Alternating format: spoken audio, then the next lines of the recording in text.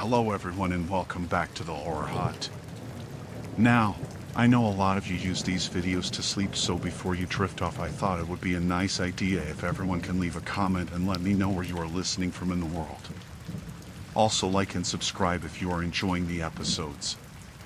Right, let's get comfy and relax and let's begin.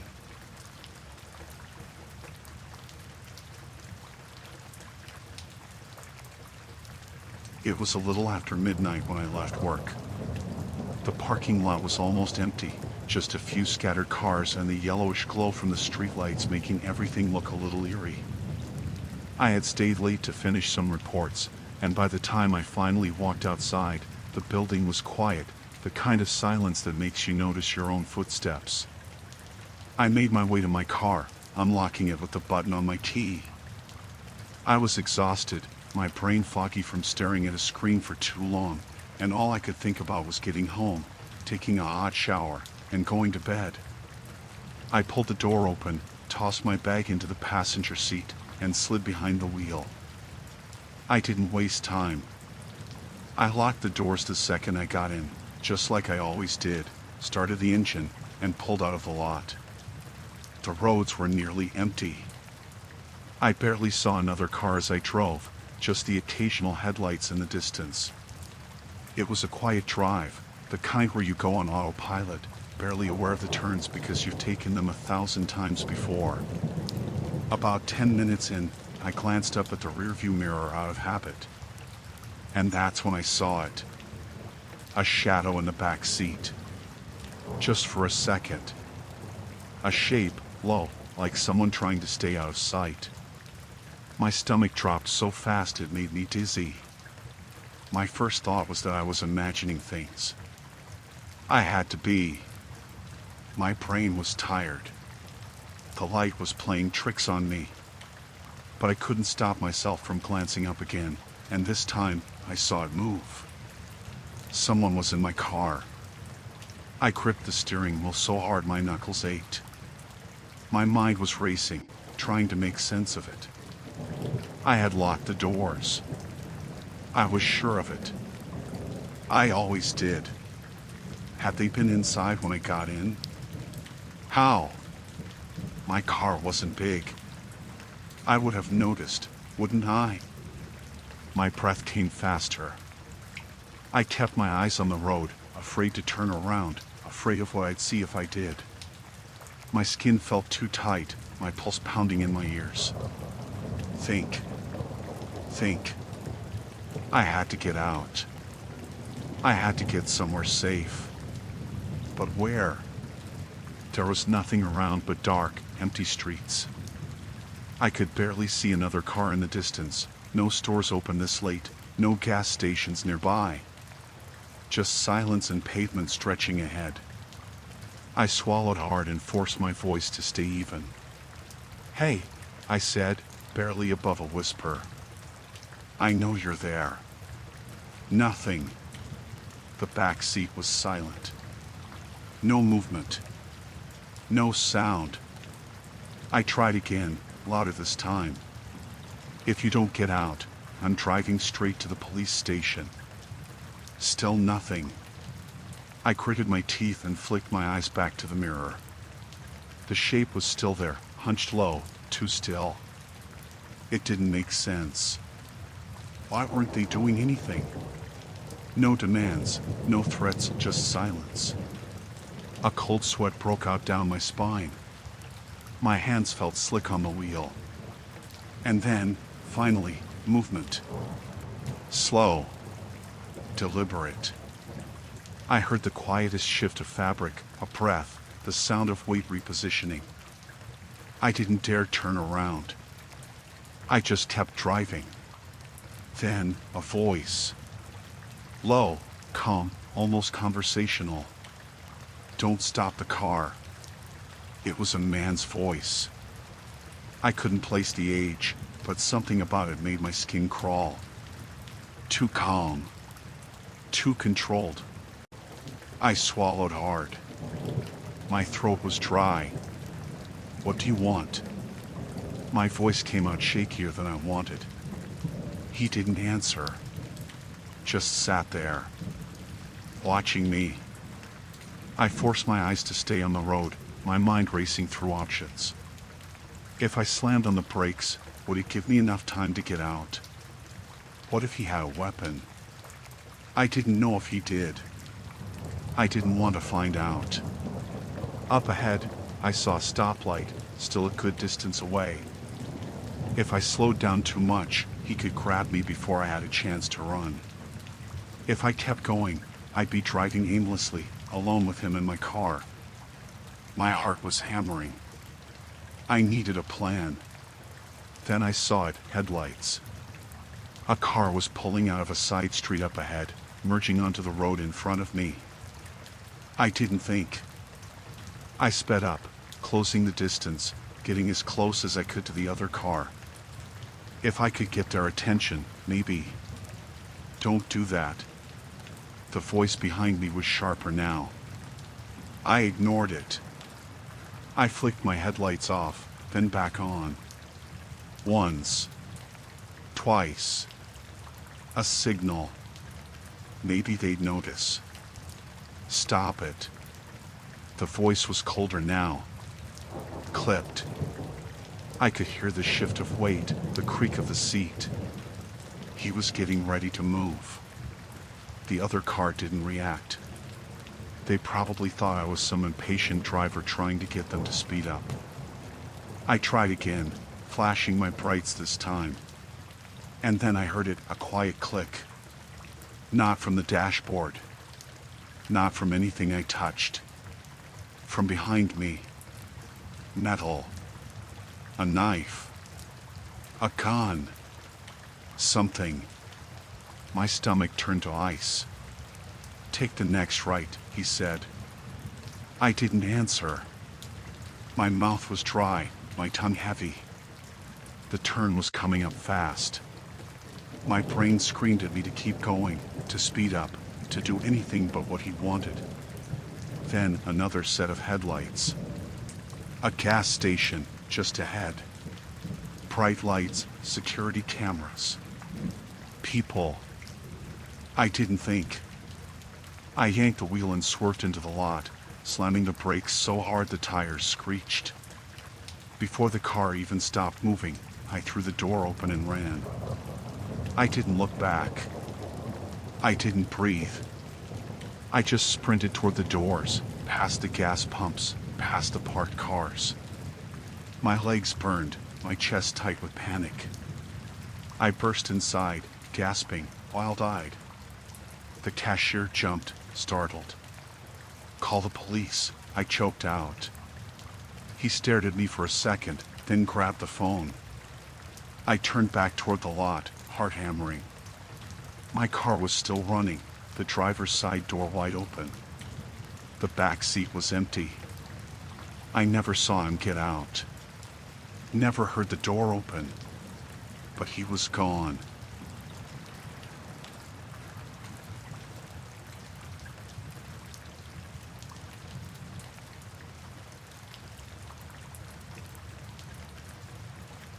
I got home late that night. My last class had run over, and I stayed after to study, so it was almost midnight by the time I walked up to the apartment. I shared the place with 3 other girls. It wasn't the nicest complex, but it was close to campus and cheap, and that was enough.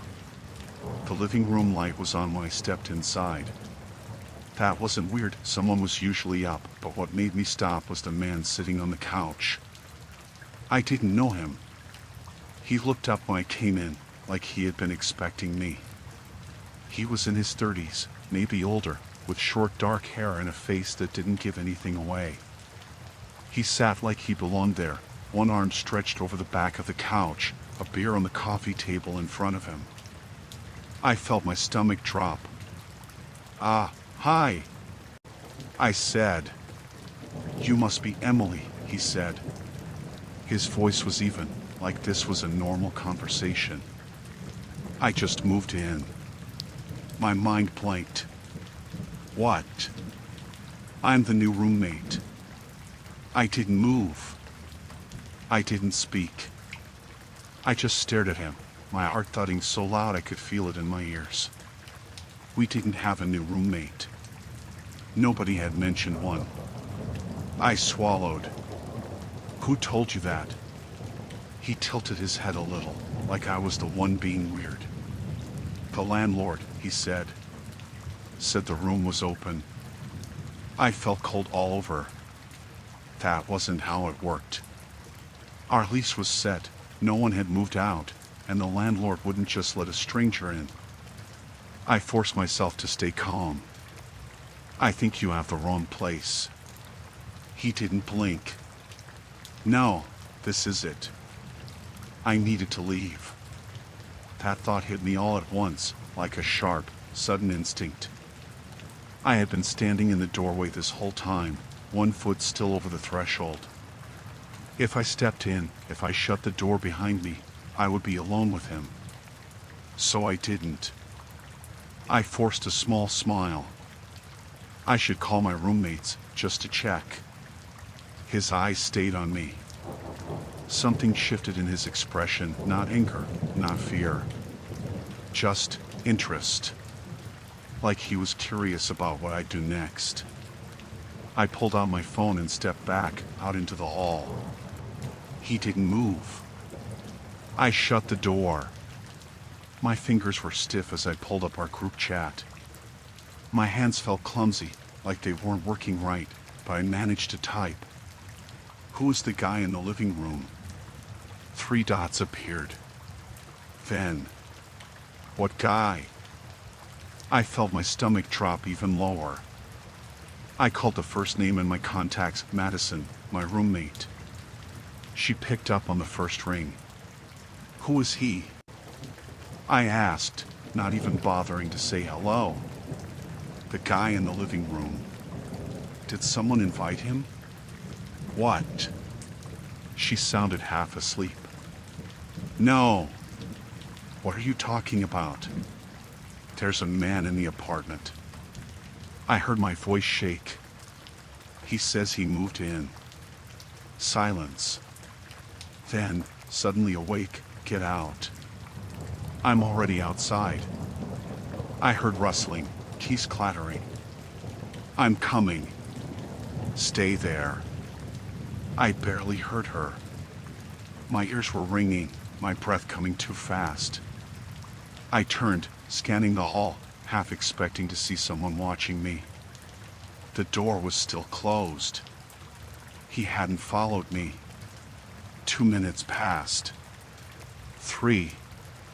I kept my eyes on the peephole, watching the living room. He never moved. He just sat there, calm, waiting. Then, movement. Not him. The doorknob. It turned. Slowly. Not all the way, just enough for the latch to click, like he was checking if I had locked it. I had. I stepped away, heart hammering. My body was screaming at me to run, but I didn't want to take my eyes off the door. Then I heard footsteps from the stairwell, fast, running. Madison. She was calling my name before she even rounded the corner, her keys already out, fumbling to unlock her car. Get in, she said. I didn't hesitate. We drove straight to a gas station down the street. I kept looking over my shoulder, expecting to see him walking after us, but the sidewalk was empty. When we were safely parked, I told her everything. Every word he said, every second I stood there, the way he never looked away from me.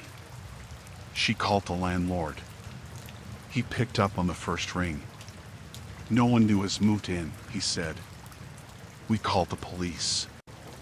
By the time they got there, he was gone. Nothing was missing. No signs of forced entry.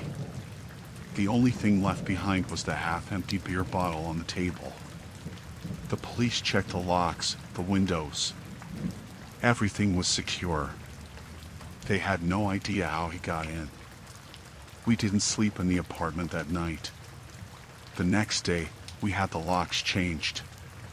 But I couldn't shake the feeling that it didn't matter. He had gotten in once. and he hadn't been in a hurry to leave.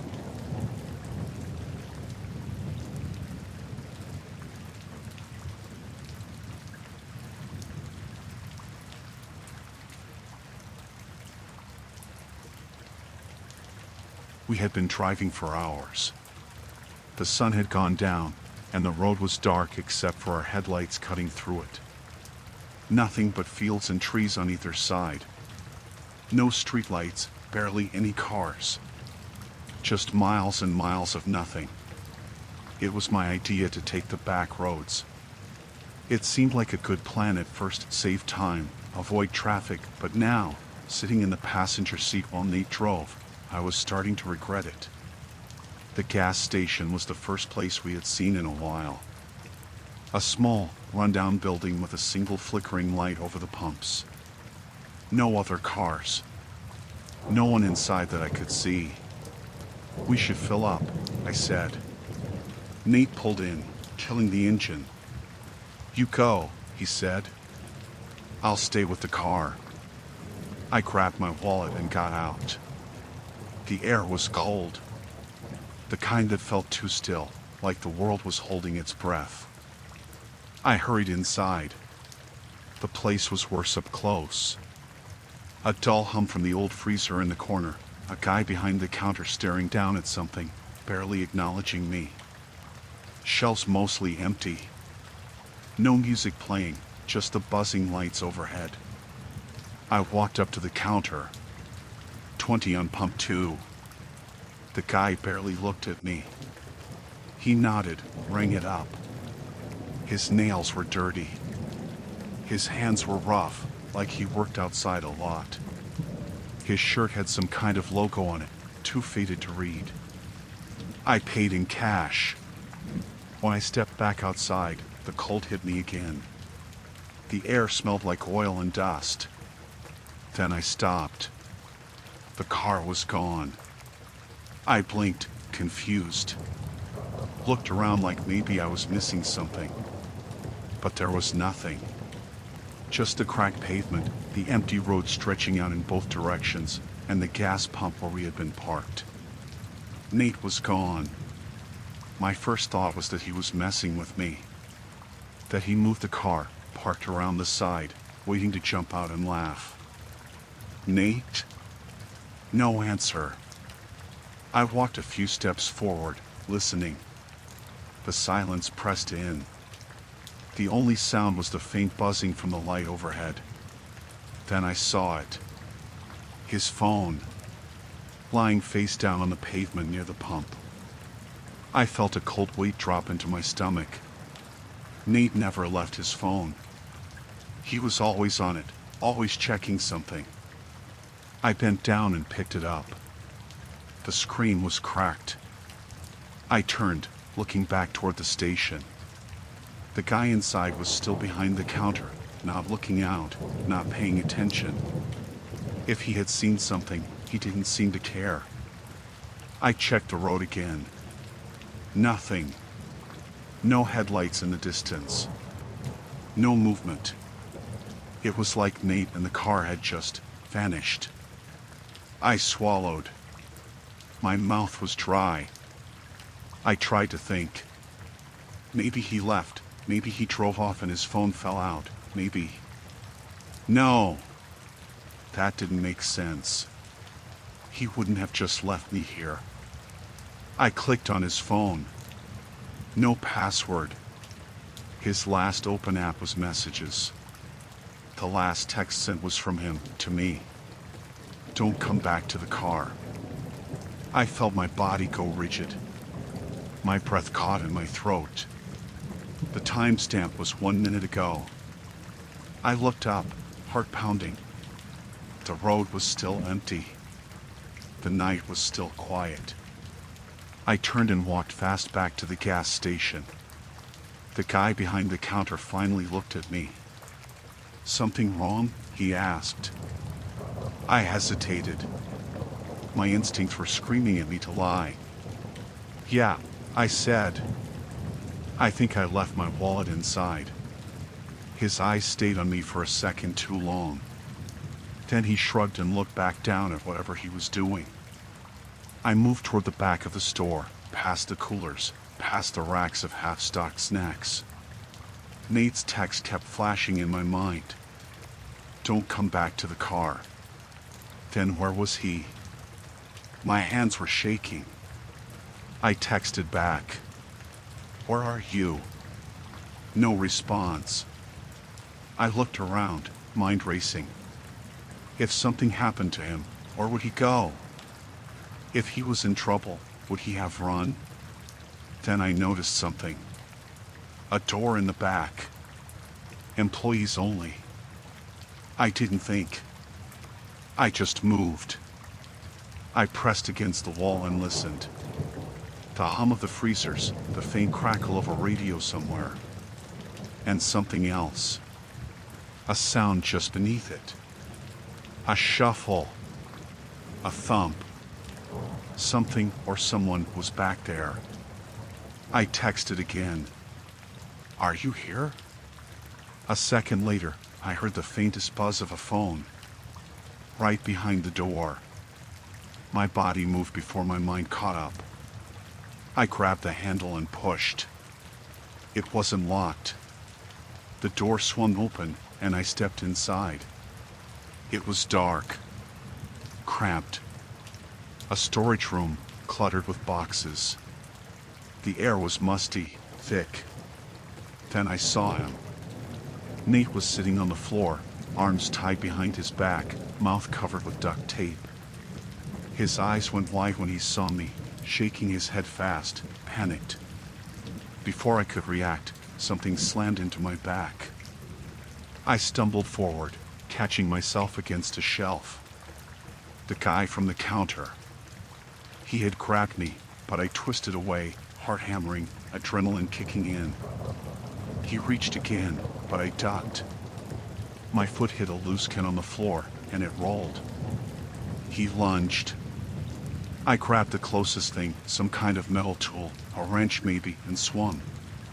It connected with his arm, and he grunted, stumbling back. I didn't stop. I swung again, this time at his face. He let out a yell, staggering into the shelves. I turned, grabbed Nate, yanked at the tape around his wrists. My fingers were slick with sweat, shaking too hard, but it peeled away. He ripped the tape from his mouth. Run. We bolted. Out the door. Through the store. The guy was groaning behind us, cursing, but we didn't stop. The second we hit the parking lot, I saw it, our car. Pulled around the side, passenger door open.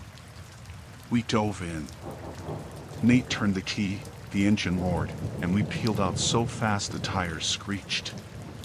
I looked back once. The guy was standing outside the gas station, watching us go.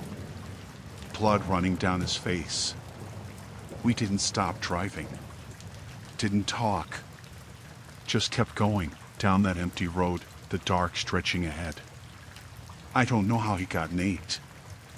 I don't know what he was planning. But I know this. If I had gone back to the car like I was supposed to, I wouldn't be here to tell you this.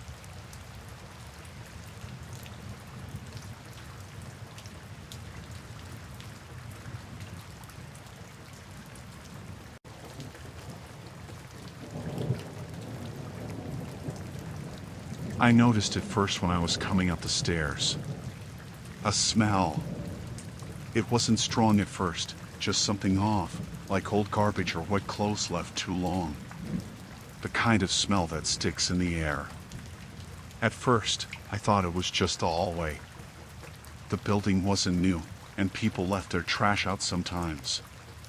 But after a few days, it got worse. It was coming from the unit next door. I didn't know the guy who lived there. I had only seen him a couple of times in the hall, never talked to him.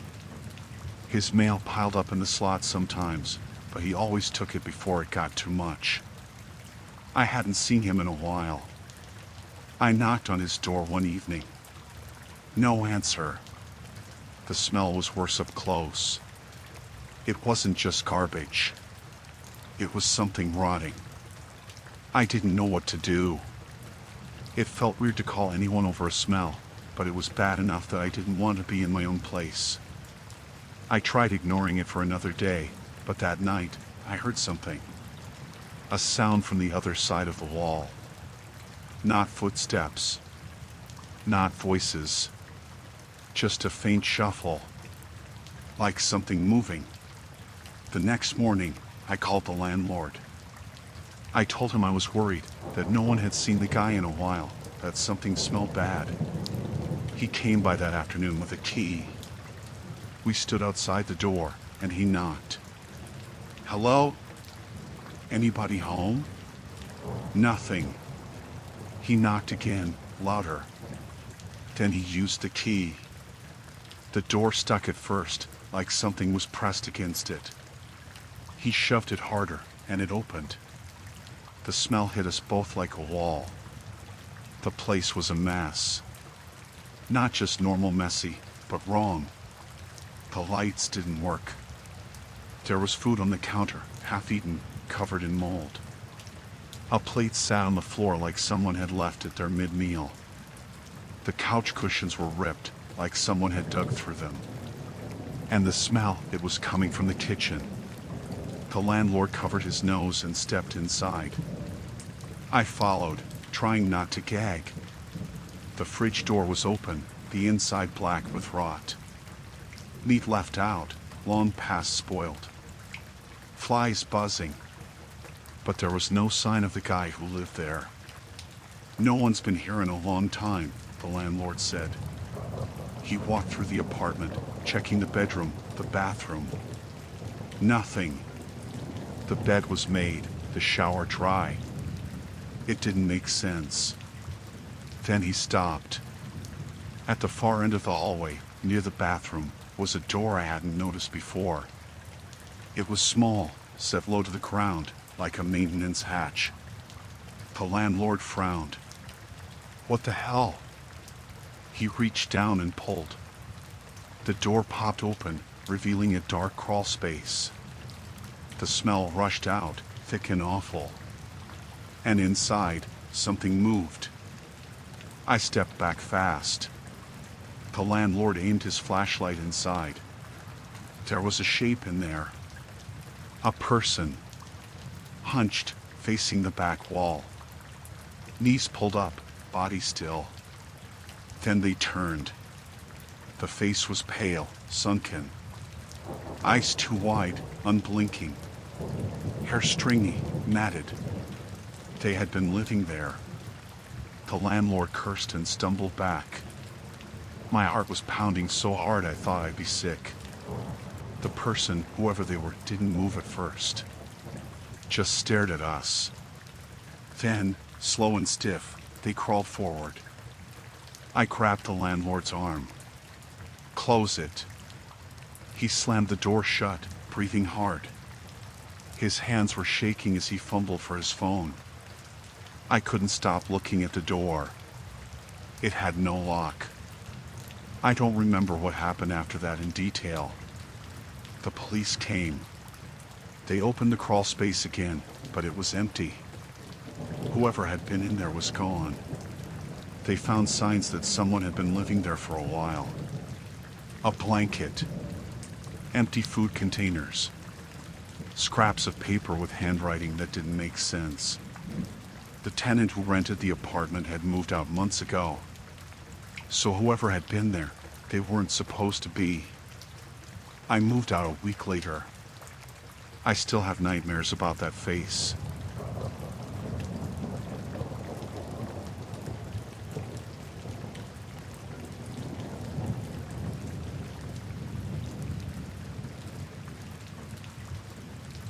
I first noticed it on Monday.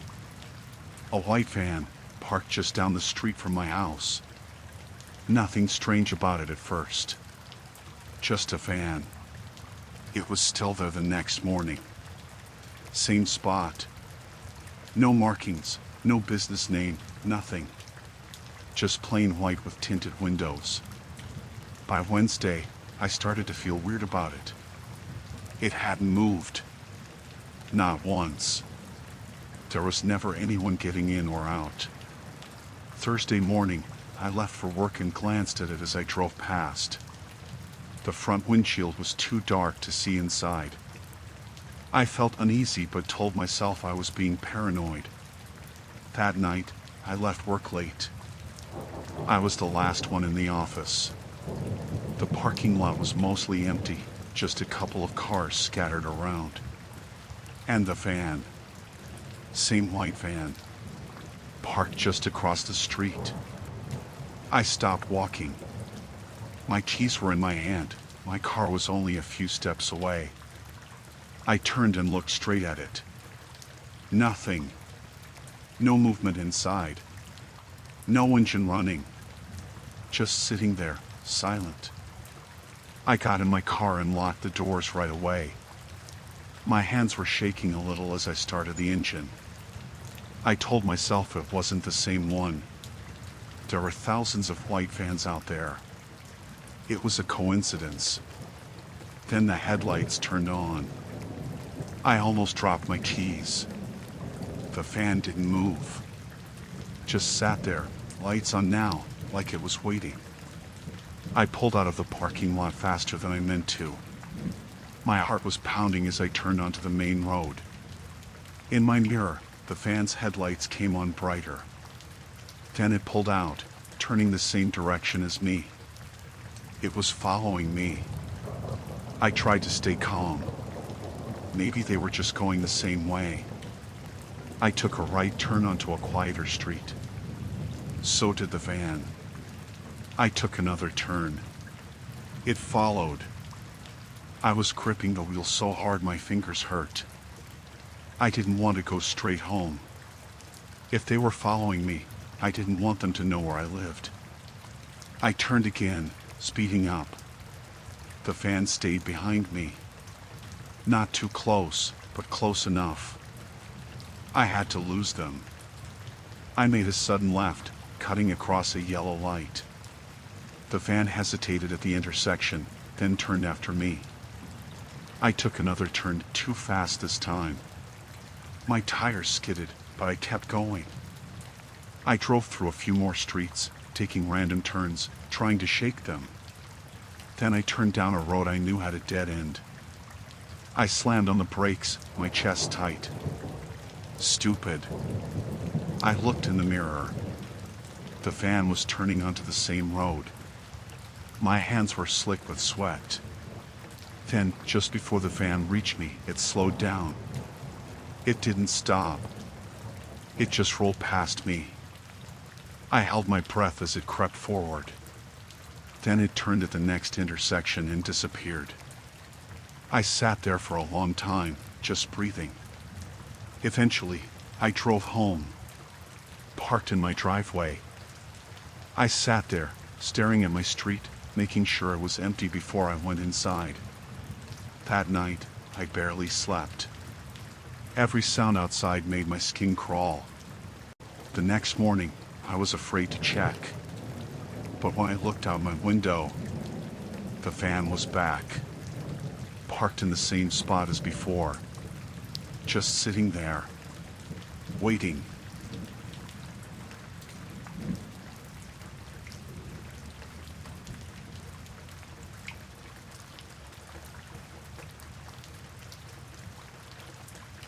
I got home a little later than usual. Work had been a mess, and all I wanted was to sit on my couch, eat something, and not think for a few hours. The hallway smelled the same as always, a mix of someone's bad cooking and old carpet. I reached my door, unlocked it, and stepped inside without thinking. But something felt off. I didn't see it right away, but I felt it. Like stepping into a room where someone had just been talking, and they all went silent. I dropped my keys on the table. They made a different sound than usual. A duller thud. Then I looked around. The couch was there, but not where it should be. It was pushed back, angled slightly wrong. The coffee table was missing its usual stack of mail. The TV remote wasn't where I always left it. I turned to the kitchen. A dish sat in the drying rack. I hadn't used any dishes. The fridge was closed, but I swear it had been open just a crack when I left that morning. I took a step back toward the door, my breath suddenly heavy. My heart was picking up speed, but my brain wasn't catching up yet. Something wasn't right. Then I looked down. The rug. It wasn't mine. Same pattern, same colors, but different. The lines were thicker. The blue was duller. My stomach twisted. I turned toward the bedroom. The door was open. It was always closed when I left. I moved toward it, slow.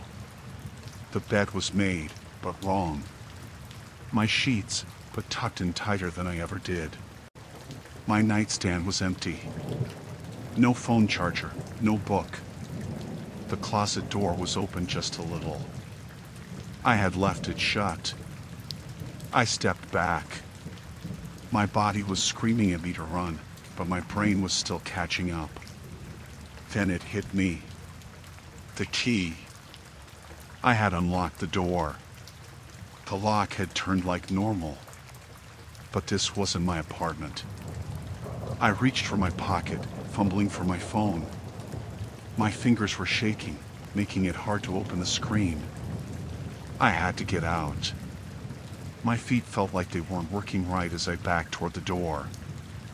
I kept waiting to hear something, see something, a shadow, a creak of the floor, a breath that wasn't mine. I reached for the doorknob. Then I heard it. A click. Not from the bedroom. From behind me. I turned my head, just a little. The bathroom door. It had been open before. Now it was closed. I hadn't heard it move. Someone was in there. I couldn't breathe. My fingers gripped the doorknob so hard it hurt. I twisted it slowly, trying not to make a sound. My body was shaking. Then, the bathroom door handle turned. Fast. I yanked the door open and ran. I didn't look back. My feet barely touched the ground as I tore down the hallway. I could hear something behind me, footsteps, movement, something, but I didn't stop. I reached the stairwell and sprinted down, taking the steps 3 at a time, my breath coming too fast, my heart slamming against my ribs. I didn't stop until I was outside, in the parking lot, under the streetlights. I turned back. The door to my building was still open. No one came out. I stood there, gasping, staring up at the windows. One of them was mine, but I didn't know which one anymore.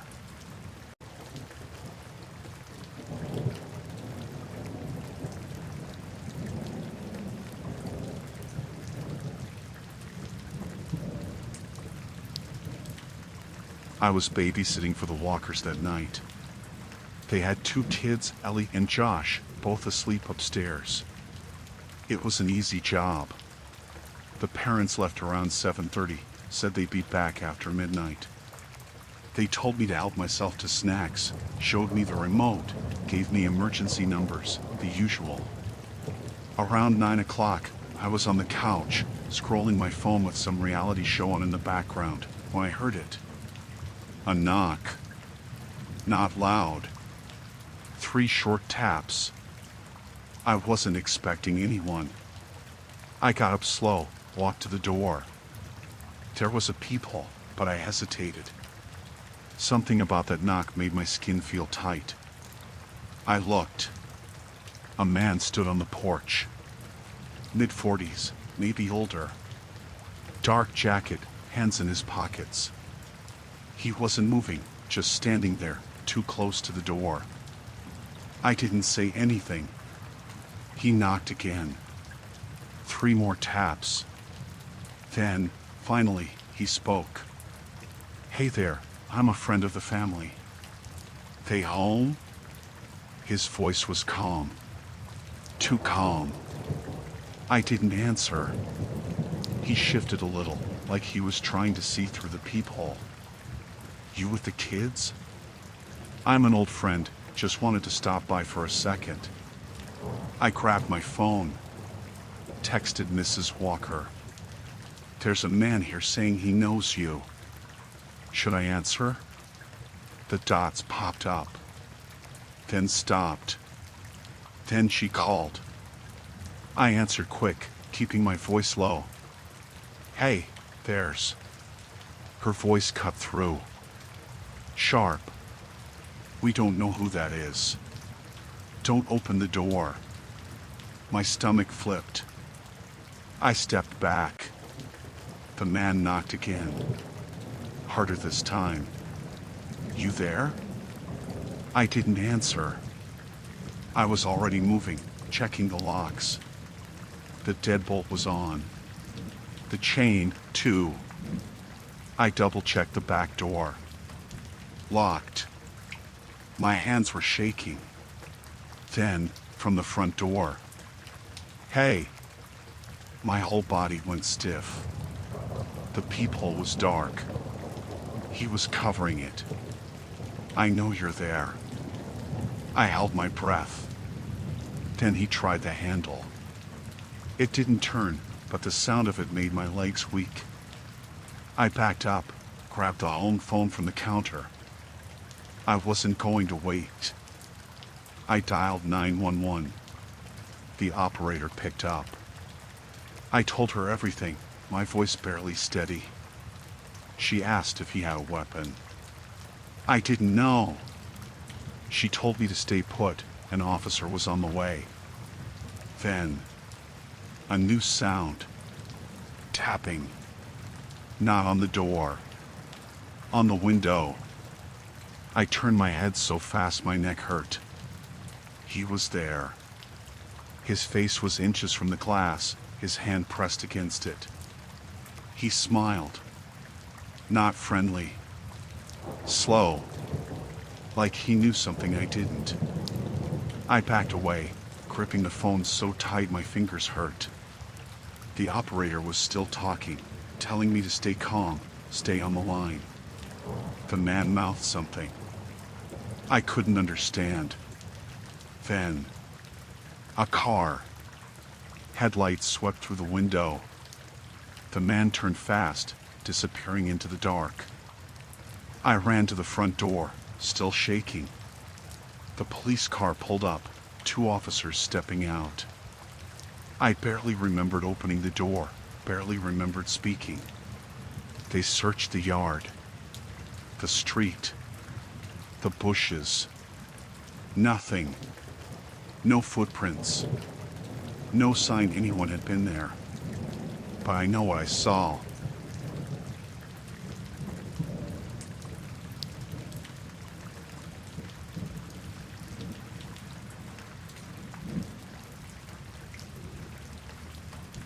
I was in town for work, just a 2-night stay at a small hotel off the highway. It wasn't anything fancy, just a place to sleep between meetings. The hallway smelled like old carpet, and the ice machine was way at the end, near the stairwell. I wasn't planning to leave my room that night, but around 11:30, I wanted something cold to drink. I grabbed the ice bucket, slid on my sneakers, and stepped outside. The hallway was quiet. The only sound was the low hum of vending machines down the hall.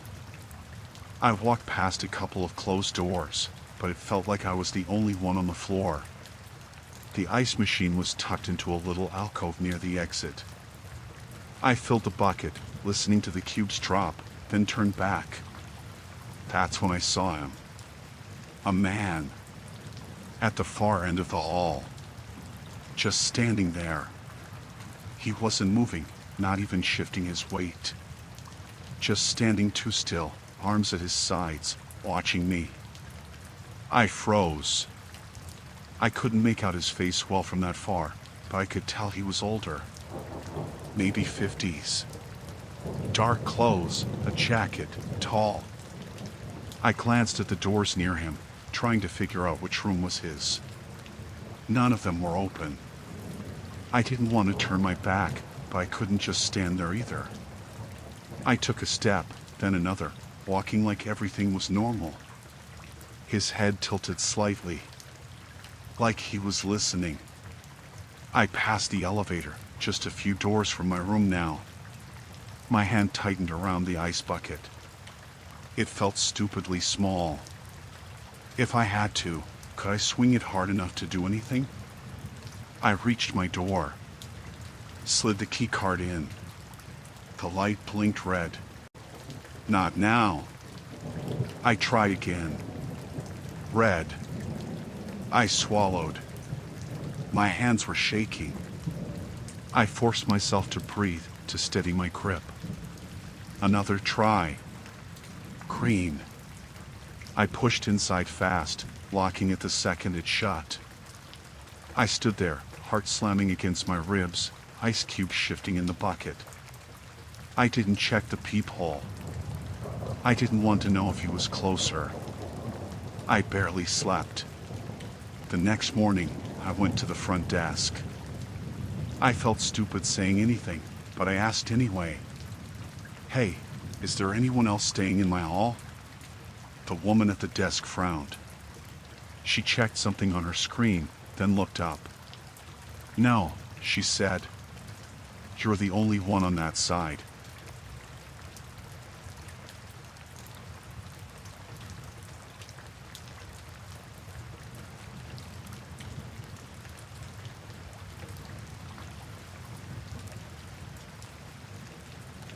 I was driving home late, past midnight. The streets were mostly empty, just the occasional car passing by. It had rained earlier, and everything was wet, the pavement shining under the streetlights. I wasn't in a rush, just listening to the low hum of my engine and the faint sound of my turn signal clicking. I hit a red light at an empty intersection. No cars ahead, no one behind me. Just me and the blinking crosswalk signal. I glanced at my side mirror. There was a man crouched by my back door. I didn't see where he came from. He was just there, hunched low, one hand on the handle. His other hand pressed against the door like he was steadying himself. His face was turned away, but I could see dark clothes, a hood, jeans soaked at the bottom from the wet pavement. My breath caught in my throat. My doors. I always locked them when I got in. Always. But I couldn't remember if I had this time. I didn't move. My hands were frozen on the wheel. I watched the handle, waiting to see if it would lift, if he would try again. The light was still red. I wanted to hit the gas, but what if there was a car coming? What if I ran the light and got hit? My brain couldn't think fast enough, couldn't make a decision. He shifted. His fingers curled tighter around the handle.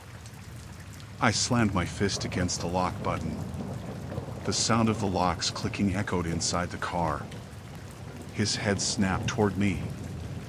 I saw his face. Just for a second. No anger. No shock. Just blank. Empty eyes, like he wasn't even looking at me, like he wasn't really there.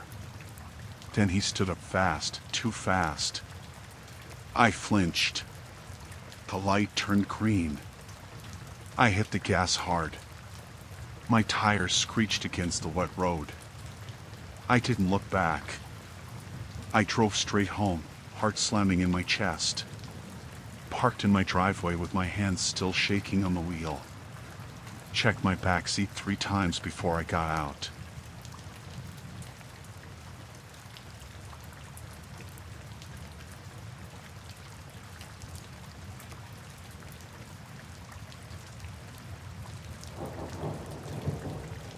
It was one of those nights where the office felt emptier than usual. Everyone had left, and I was just wrapping up some last-minute paperwork. My boss had been pushing hard for us to meet deadlines, so I ended up staying way longer than planned. I wasn't thrilled about it, but I didn't mind the quiet either. It's a big office building, and at night, the silence gets heavy. It's almost like the walls themselves are holding their breath. The building's lights hummed overhead, and the sound of my keyboard clicking felt louder than it should have. I'd been working for hours, and when I finally glanced up from my computer, the clock read 11:45 p.m. I sighed and started gathering my things. I had just stood up to leave when I heard it. A door. It wasn't a loud bang or anything dramatic, but it was distinct enough to pull me out of my thoughts. I paused, my hand still holding my jacket, listening. The sound came from down the hall, near the storage rooms, where the office supplies are kept. The door had opened and then closed again. My heart started to beat a little faster. No one was supposed to be here. I knew for sure. I had walked past every office on my way to the break room earlier, and the lights were all off. There was no sign of anyone. I grabbed my phone and checked the time again, 11:47 p.m. I hadn't heard anyone walk by, no footsteps, no voices. I stood there for a minute, holding my breath. I tried to shake off the uneasy feeling crawling up my spine, but it wouldn't go away. Finally, I decided to check it out. I grabbed my keys from the desk and walked cautiously toward the hallway where I had heard the noise. The hall was dark except for the dim emergency lights near the bathrooms. My shoes clicked loudly on the tile floor. I walked past the storage rooms first, checking the empty hallways. The doors to the offices were closed, just as they had been when I come in. Nothing seemed out of place, but that feeling in my chest, that tightness, wouldn't ease up. I was almost at the break room when I heard another sound. A rustling, just around the corner.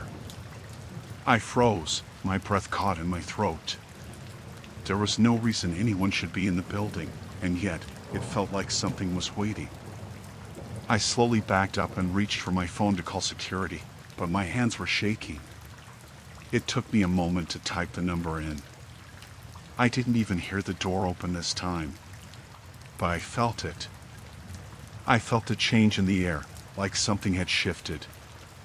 I turned back toward the hallway, peering down the dark stretch. A few seconds later, a flicker of light caught my attention from the security cameras above. The monitor in the lobby. I had to see if the cameras had caught anything. I stepped back and walked quickly to the lobby. The security footage system was old, and it was slow, but it worked fine for these purposes. I brought up the live feed and hit rewind, skipping back a few hours. I watched the footage of the front doors. At first, there was nothing. Just the empty parking lot, no cars. Then, at 10:32 p.m., a figure appeared in the frame. A man. He was wearing a dark hoodie, pulling it low over his face, and he walked slowly up to the front door. The camera was facing outward, so the footage didn't show his face, but it was clear he was sneaking inside. He barely touched the handle, almost like he knew exactly how to move without drawing attention. I froze as I watched him. He entered, the door closing softly behind him. The footage kept running. The man walked down the hall, and for a moment, he just stood there, looking around. Then he disappeared into the hallway near the storage rooms, the same direction I'd heard the door open. I watched in shock. But the thing that made my stomach twist was what happened next. The man never left. The hours ticked by. I saw him move from one room to another, always staying in the shadows. I saw him linger near the break room, the storage closet, and even the bathrooms. He never left. At 11:45 p.m., just minutes before I had heard the door, he was still in the hallway. I went cold, my hand shaking as I watched the man move from room to room in the footage, silently, like he was trying to find something, or maybe someone. I tried calling security, but no one picked up. I tried calling the police, but they didn't seem to take me seriously, telling me to check with the building manager. I didn't feel safe in the building. I didn't want to be anywhere near those hallways. I decided to leave, And as I gathered my things and rushed out to my car, I thought about how no one had ever noticed him. No one had mentioned anything about a man lurking in the building. How long had he been there? What was he doing? The next day, I went back to work. I couldn't shake the feeling that someone had been watching me. The footage was real.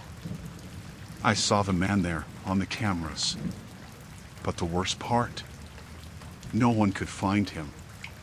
The building manager came to me later that afternoon. "We've checked everything," he said. "There's no record of anyone entering. The footage is just a glitch. Something must have happened." I didn't buy it. There was no way it was a glitch. The man had been there. And if the cameras didn't catch him leaving, then where did he go?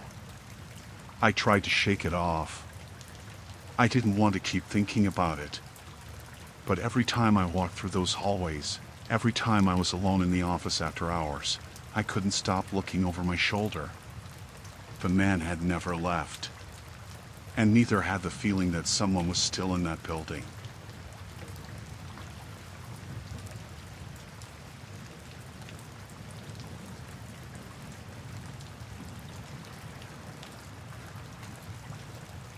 I don't know why I'm writing this. Maybe I need to get it off my chest, or maybe I'm hoping someone else has had something similar happen to them and can tell me it's not as strange as it seems. Either way, this is something that has been eating at me for a few days now, and I don't think I can keep it to myself any longer. It started a few days ago. I had taken the afternoon off work to run a few errands, and since I was out, I thought I'd treat myself to a nice coffee. There's a little cafe I like about a 10-minute walk from where I live. It's quiet, cozy, not the kind of place that gets packed with people, and I always get the same thing, a medium black coffee and a croissant. It's a routine, nothing special. That day, I walked in, went straight to the counter, ordered, and sat by the window with my book. There weren't many people there, just a couple of others scattered around.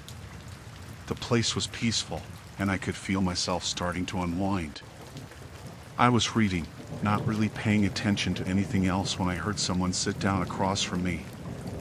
I glanced up, and there was a man, probably in his early 30s, dressed in a jacket and jeans, his brown hair a little messy like he'd just taken off a hat.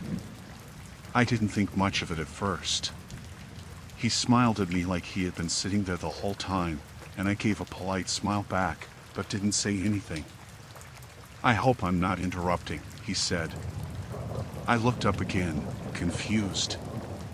"Oh, no, you're fine," I replied. He smiled wider and then added, "I saw you from across the room. You looked like you could use some company." I wasn't sure what to say to that, so I just nodded, feeling a little uncomfortable.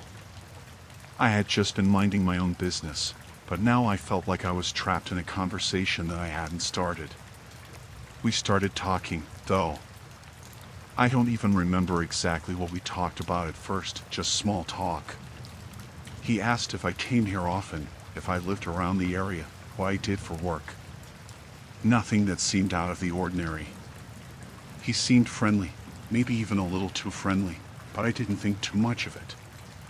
People are just polite, right? At some point, he casually mentioned something that caught me off guard.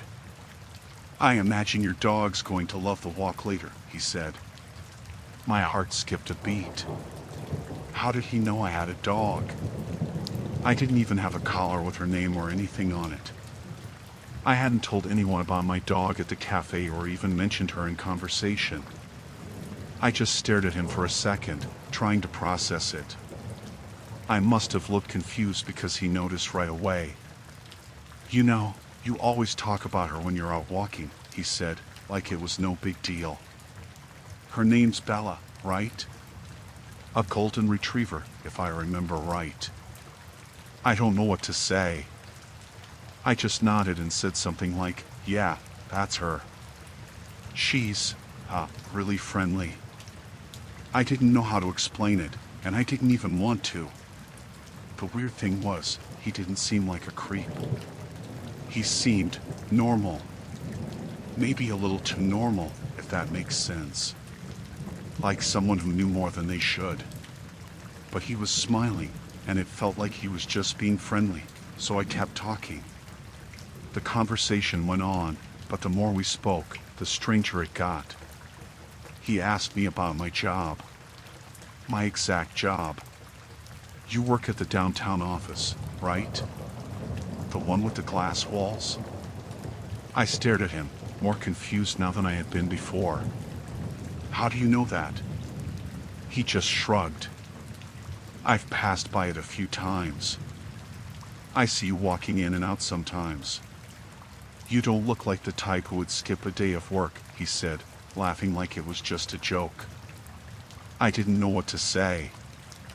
I hadn't mentioned my office to anyone, and I hadn't seen this man anywhere near my building. I tried to brush it off, telling myself maybe it was a coincidence, but the more I thought about it, the more I felt like I was losing my grip on what was real. How could he know these things? How could he know about my job, my dog, even where I went for coffee? Then he said something that made my stomach turn. I've seen you at the gym too, he said, looking down at his cup of coffee, like it was the most casual thing in the world. You usually go around 6:30, right? I felt a cold wave wash over me. What? I whispered, not sure if I'd heard him correctly. You know, the gym on Elm Street. The one with the blue neon sign. I've seen you there a few times, he said, looking up at me with an easy smile. I froze. I had been going to that gym for months, but I had never seen this man there. Ever. I couldn't even remember the last time I told anyone the exact time I went, let alone mention it to someone at a coffee shop. I didn't know what to do. I felt my heart pounding, and my mouth went dry. My mind raced. Who was this person? Why was he telling me these things? Why did he know so much about me? I stood up suddenly, without even thinking. I have to go, I muttered, grabbing my purse and leaving money for the coffee on the table. He didn't seem to notice the urgency in my voice. He just smiled. It was really nice talking to you, he said, standing up too. Maybe I'll see you around, huh? I nodded quickly, turning and rushing out the door before I could hear any more. I didn't look back. I kept walking fast, glancing over my shoulder a few times, but I didn't see him following me. I couldn't shake the feeling that I was being watched, though. I don't know what that was, or who he was, but I don't think I'll be going to that cafe again anytime soon. I keep wondering if I've seen him before in places I didn't notice, or if he really has been following me. I keep trying to convince myself it was just an odd coincidence, but deep down, I know something was off. It's been bothering me ever since, and I don't know if I'll ever be able to shake the feeling that someone out there knows more about me than they should.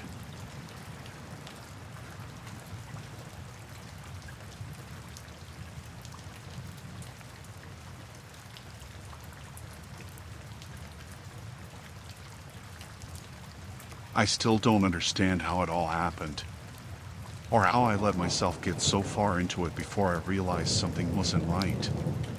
This wasn't a bad dream or a horror movie. It was real, and it terrified me. It started when I went shopping one afternoon. I just moved to a new town a few weeks earlier, so I was still figuring out where everything was. I went to a local department store that I'd seen a few times on my way home from work. It was a pretty big place, a little older, but seemed to have everything I might need.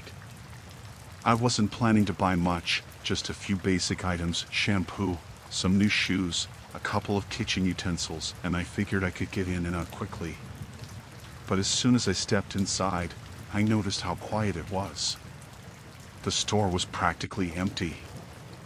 I don't know why that struck me as strange, but I couldn't shake the feeling. Maybe it was just because it was a weekday afternoon, but it made me uncomfortable. The store just felt off. I grabbed a basket and started heading toward the toiletries section. That's when I saw the worker. He was standing at the end of one of the aisles, near the shelves of hand soap. He had a name tag on, but I didn't catch his name at first. He didn't seem busy or in a hurry. He just stood there, looking at me. I walked down the aisle and grabbed a few things, and as I turned to go down the next row, he appeared right in front of me. He wasn't close, just a few feet away, but it was enough to make me freeze for a second. "Can I help you find anything?" he asked, with a big smile. I told him I was fine, that I was just browsing. He nodded but didn't move, still watching me. I tried to shake it off. Maybe he was just doing his job. I grabbed a few more items, trying to focus, when I heard him again. This time, he was a little closer. "You sure you don't need help with anything?" he asked, his tone a little more insistent. I glanced at him, noticing he hadn't moved from the same spot. Something in the back of my mind told me it was odd. Most employees, when they ask if you need help, either walk away or start heading toward the section you need. But not him. He was standing there, still smiling, staring. I said, "No, thanks, I'm okay." Just looking. But he didn't let it go. He gave me a small nod and said, "Okay, but if you want, I can show you something in the back. It's quieter back there, less crowded." I was about to say something but stopped. My mind flashed to a warning I'd heard once about how some stores can have employees who try to get customers into less visible areas. It seemed harmless, but something about his smile, so wide, so eager, set off alarms in my head.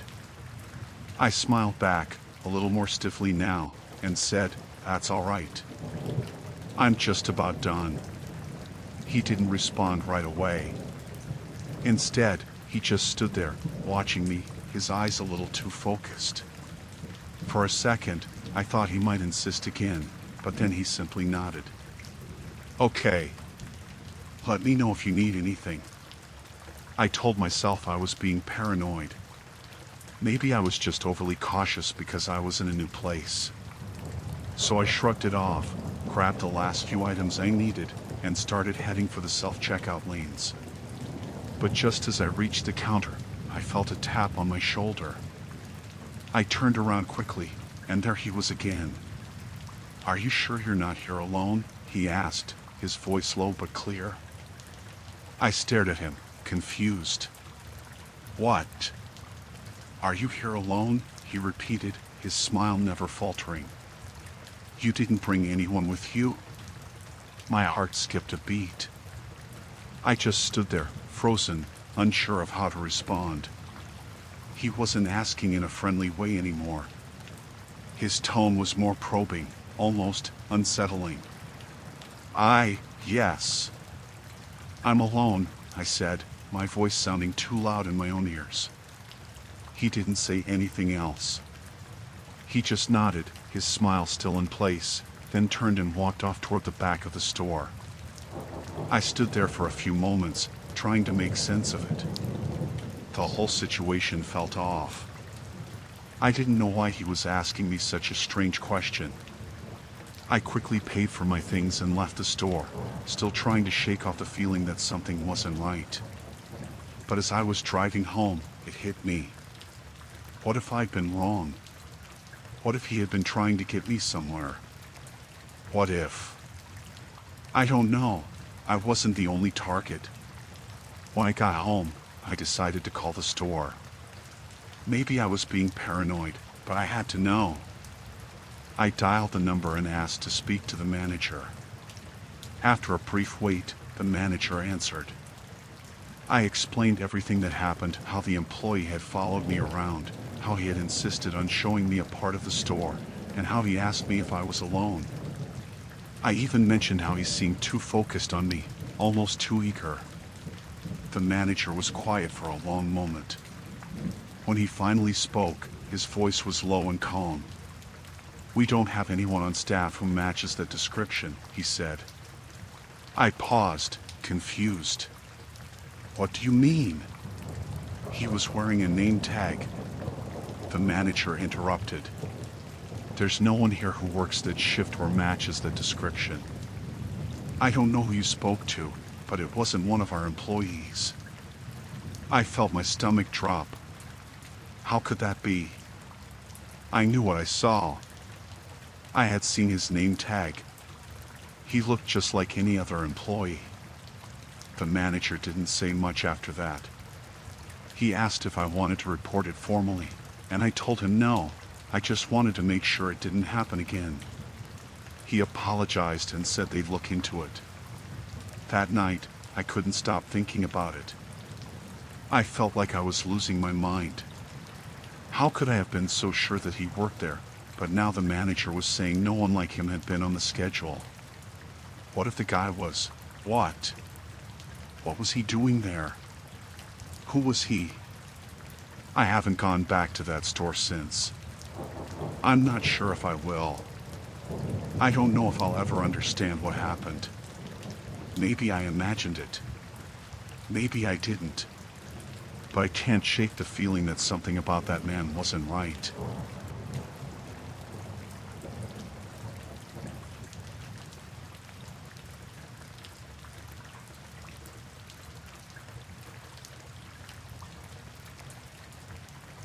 I don't know if I should even be writing this, but something about it feels like I have to. Maybe I'm just trying to make sense of something that doesn't make any sense at all. It started out like any other morning. I usually jog early around 5:30 or so before work. I like the quiet at that time. The streets are empty and the air feels fresh. I go to this park near my apartment. It's got a nice, long path that loops around.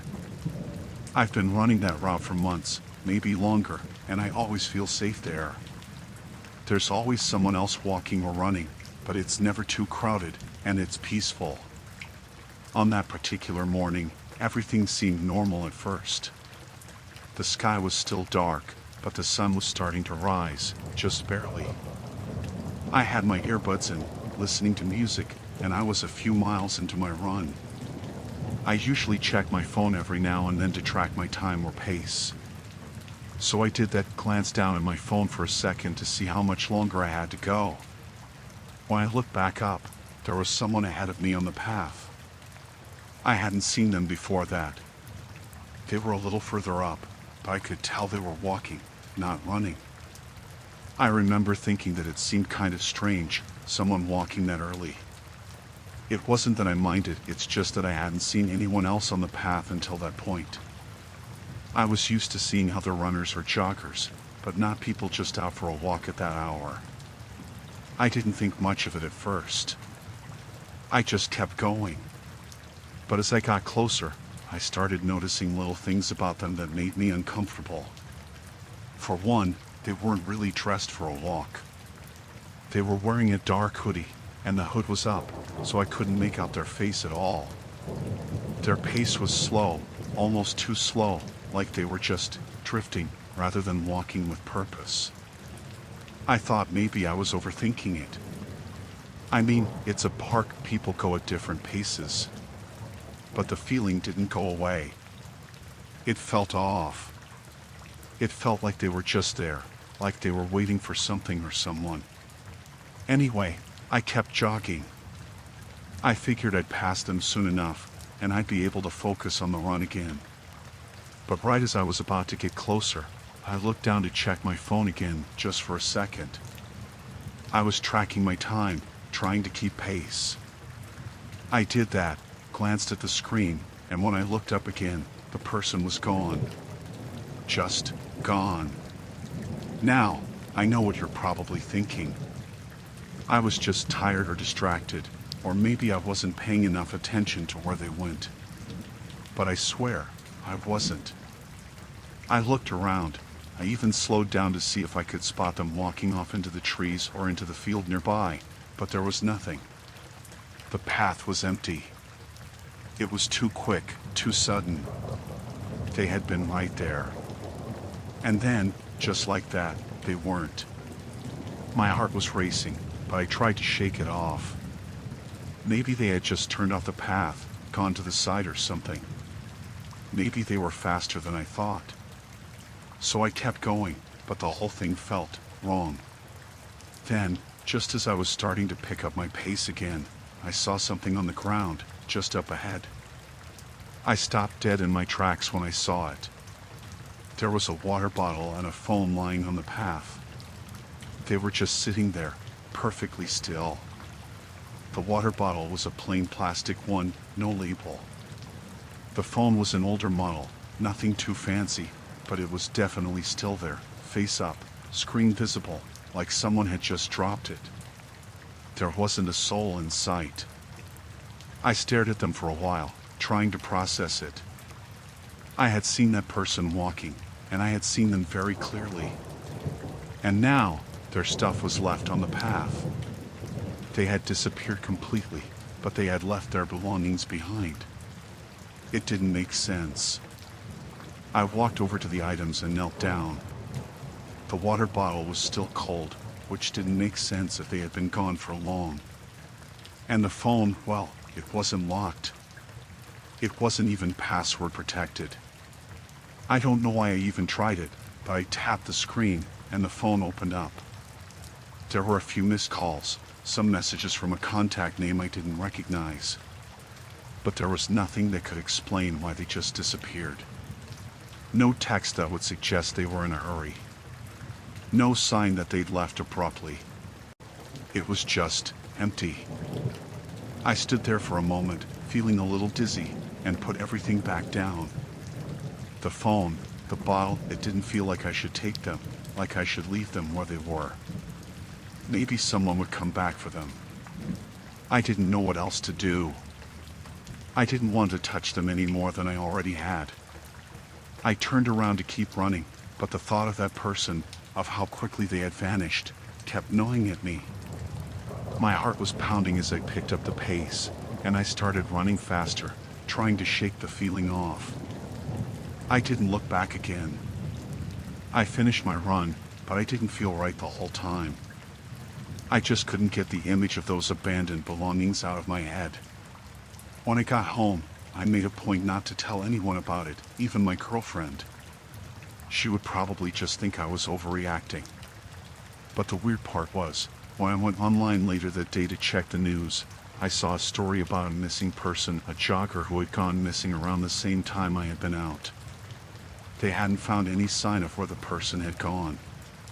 No clues. No witnesses. Nothing. I don't know if there's a connection or if it's just a coincidence. Maybe I'm imagining things, but I can't shake the feeling that what happened that morning wasn't a random occurrence. Something strange happened on that path. Something that's still bothering me. I don't run that route anymore. I haven't been back to the park. And I don't think I ever will.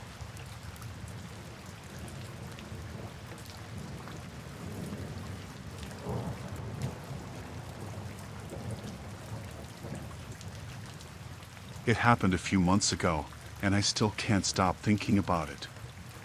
I don't really know where to start, but I'll try my best to explain what happened. I hope someone out there will understand, because honestly, I still can't make sense of it. I had been in the hospital for a couple of days after a minor surgery. Nothing major, just something routine, but it had left me feeling out of it. I was groggy, mostly sleeping, and I didn't feel like I was all the way there. Painkillers will do that, I guess. Anyway, I was mostly just resting in my room, in and out of sleep, waiting for the doctors to clear me for discharge. One night, I woke up, sort of. It wasn't like I was fully awake, but I could feel myself stirring. My eyes opened, and there was this nurse in the room with me.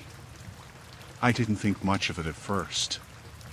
Hospitals are busy places, and people are constantly in and out of your room.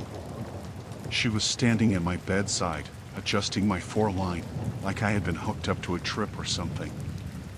I could barely make out her face since the lights were low, and I wasn't fully awake. But I do remember how calm she seemed, like she was used to being there, used to helping people. She was gentle as she worked on the floor. I remember feeling a little confused, not sure what time it was or how long I had been asleep. But then she smiled at me, this really soft, reassuring smile, and said something that I'll never forget. "This will make you sleep for a long time," she said, her voice calm and sweet. I didn't really know what she meant, and at that point, I was still groggy, so I just nodded. Honestly, I wasn't that concerned. I figured it was just something they had to do for the procedure, and I probably wouldn't remember much of it anyway. The next thing I knew, I was asleep again.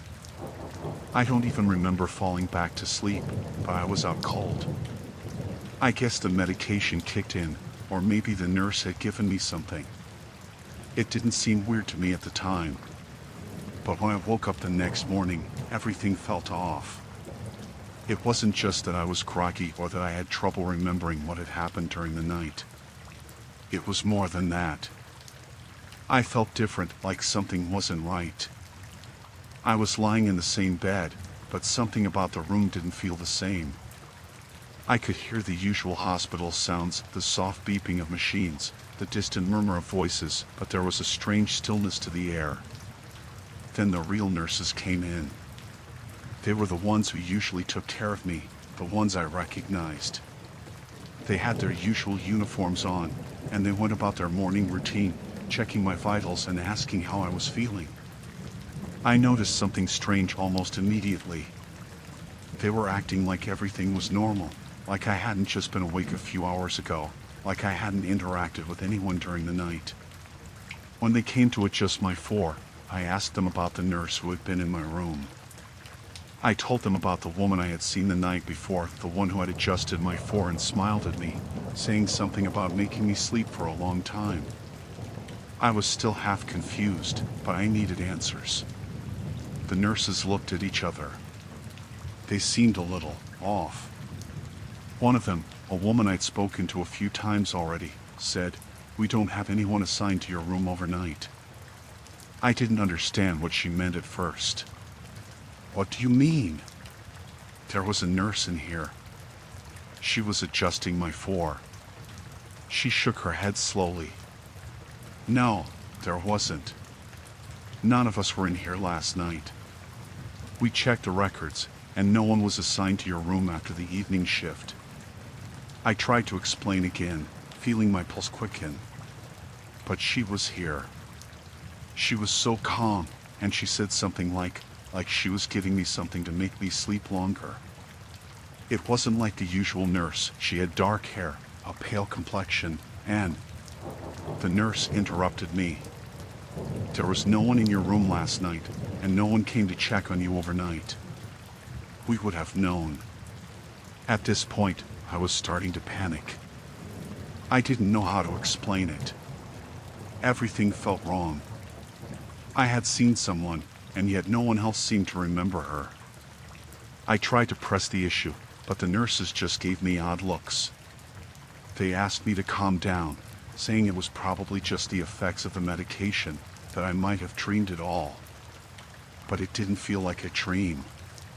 It felt so real. I could still picture her face, the way she smiled, the way she spoke. I could still feel the slight tug on the floor when she adjusted it. It didn't add up.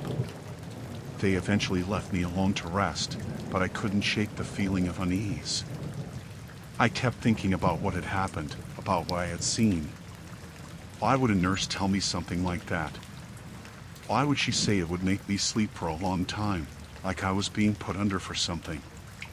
None of it made sense. After the nurses left, I called my friend. She's a nurse, so I thought maybe she could help explain what was going on. When I told her what had happened, she went quiet for a moment. Then she asked, "Are you sure it wasn't someone from the night shift?" I told her it wasn't. The nurse I'd seen was not someone I recognized. She was definitely not one of the regular staff members, and I knew that for sure. But my friend just kept saying that I might have imagined it, that it could have been a bad reaction to the medication or something. But it didn't feel like that.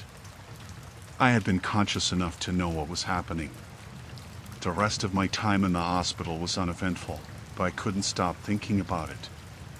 Every time I closed my eyes, I kept seeing her face, the nurse who wasn't supposed to be there. I kept wondering why she had said those words. What did she mean? What did she do to me? When I finally left the hospital, I tried to forget about it, but I couldn't. I still think about it, sometimes. What if there was more to what happened? What if I was drugged in some way, or maybe someone else had been in the building?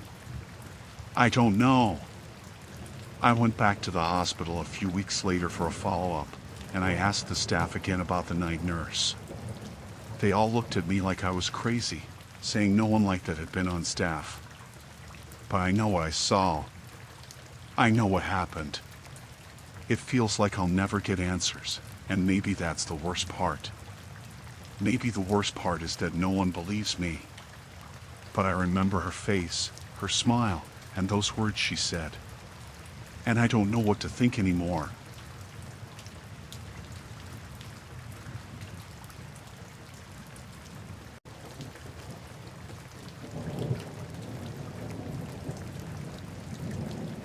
I can still feel the tension in my chest every time I think about it, but I'm trying to write this down as clearly as I can, hoping maybe someone will understand.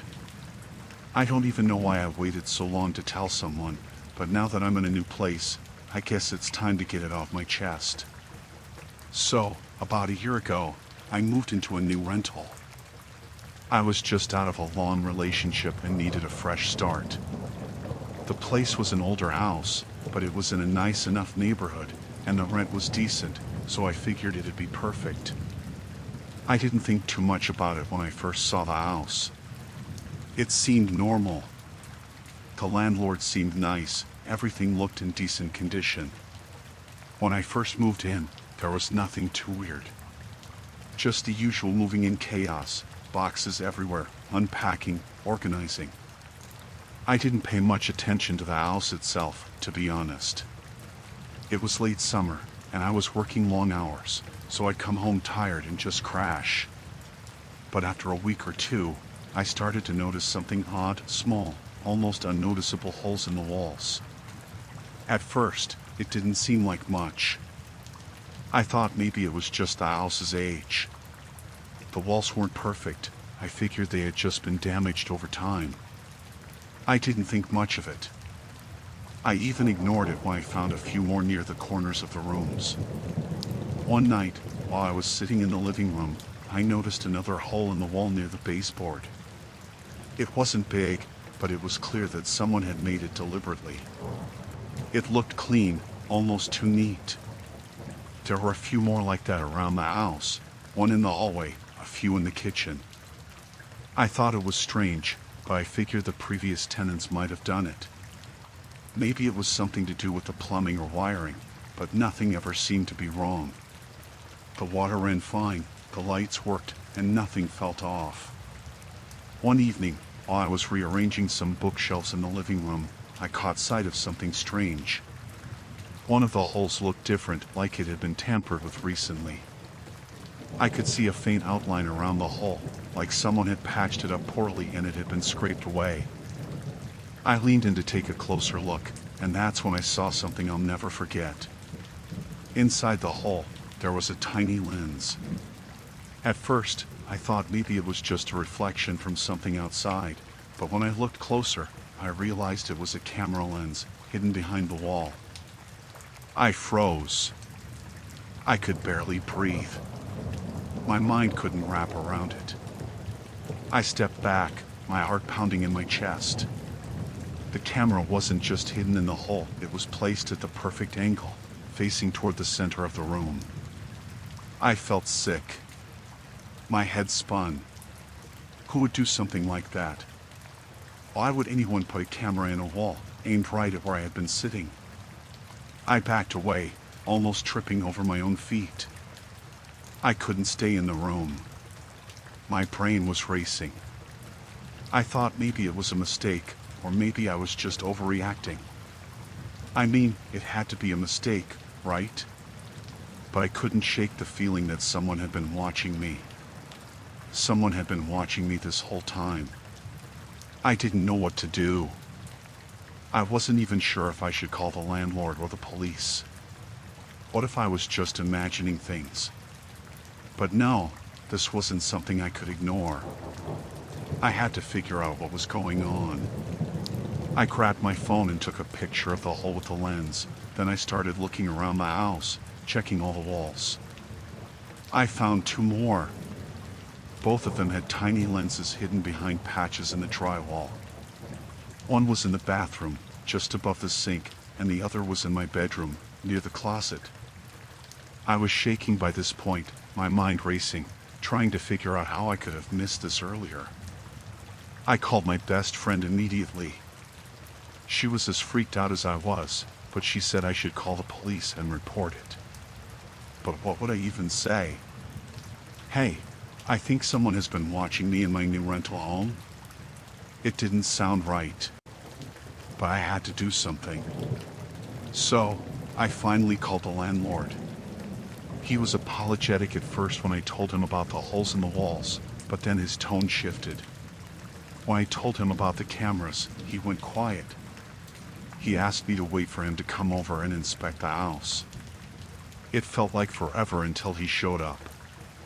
When he arrived, he looked at the holes in the camera lenses, but he didn't say much. He just kept nodding, taking pictures of the spots with his phone, and then he left to get a contractor. He didn't offer any explanation, and he didn't seem shocked or concerned, which only made me feel worse. The next day, he sent a message saying the cameras would be removed, and I should stay somewhere else for the night. He even offered to pay for a hotel, which felt strange to me. Why didn't he want me in the house? It was like he was trying to cover something up. I didn't sleep that night. I stayed at my friend's house, trying to piece everything together. The more I thought about it, the more things didn't add up. How long had the cameras been there? Why did no one say anything when I moved in? Why was the landlord so calm about it all? He didn't act like it was a big deal, and that made me even more nervous. The next day, I went to the police. I wasn't sure what I expected them to do, but I had to tell someone. They came over, inspected the cameras, and took everything out of the walls. They told me that whoever had put the cameras there had likely been living in the house at some point, and that they hadn't been placed recently. After the police left, the landlord seemed to disappear for a few days. When he finally came back to check on the house, he seemed almost uncomfortable. He didn't say much about the situation, just that everything would be fixed and that I could stay in the house if I wanted. But the whole experience left me shaken. I moved out after a week. I couldn't shake the feeling that someone had been watching me. Someone had been living in the house before I even got there, watching me from behind those tiny cameras. I still wonder who did it and why they chose that house. Was I the target, or was I just unlucky? I'll never know for sure, but I'll never forget the feeling of being watched, and I'll never look at a wall the same way again.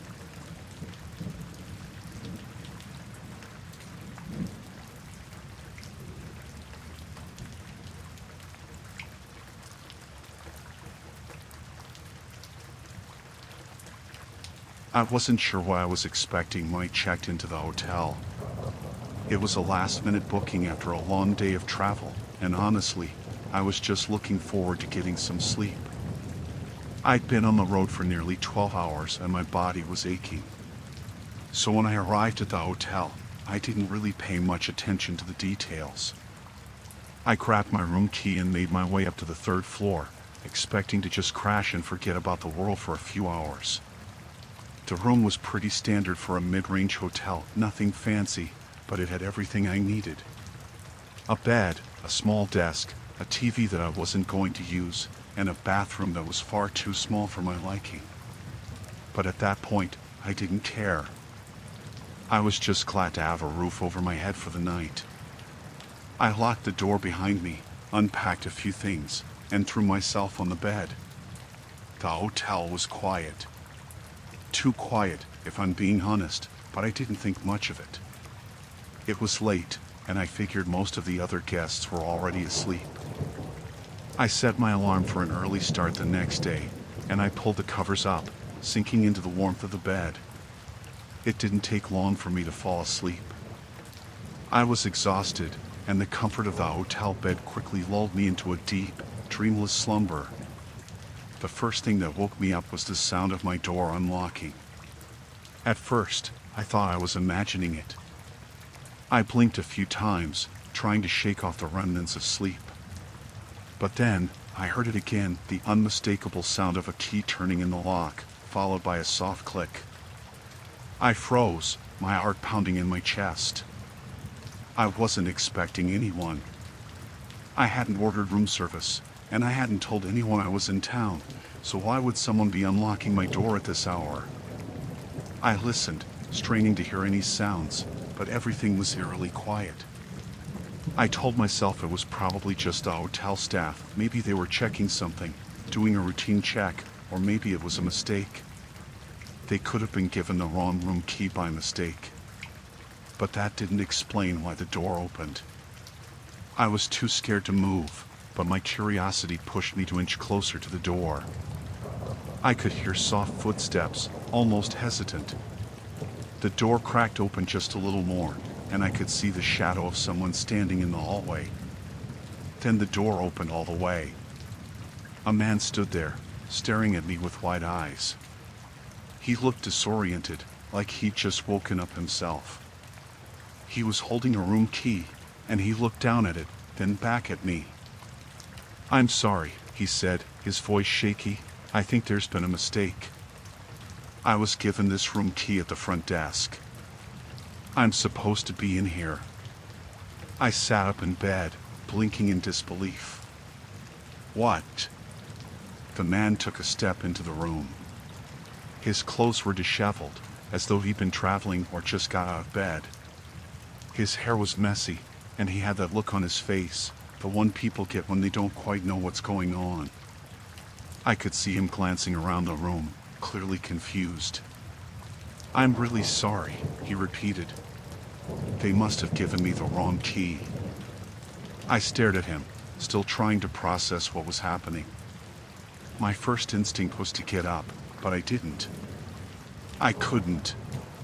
Something about the way he stood there, looking like he didn't belong, made me feel like I was the one who didn't belong in the room.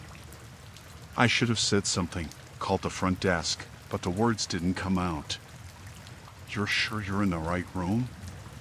I asked, trying to make sense of it. Maybe he'd gotten confused. Maybe he was just tired. Maybe he just made a mistake. But even as I asked, I knew something was wrong. I could feel it in my gut. "I don't know," he said, fidgeting with the key in his hand. He looked over at me again, his face a mix of confusion and embarrassment.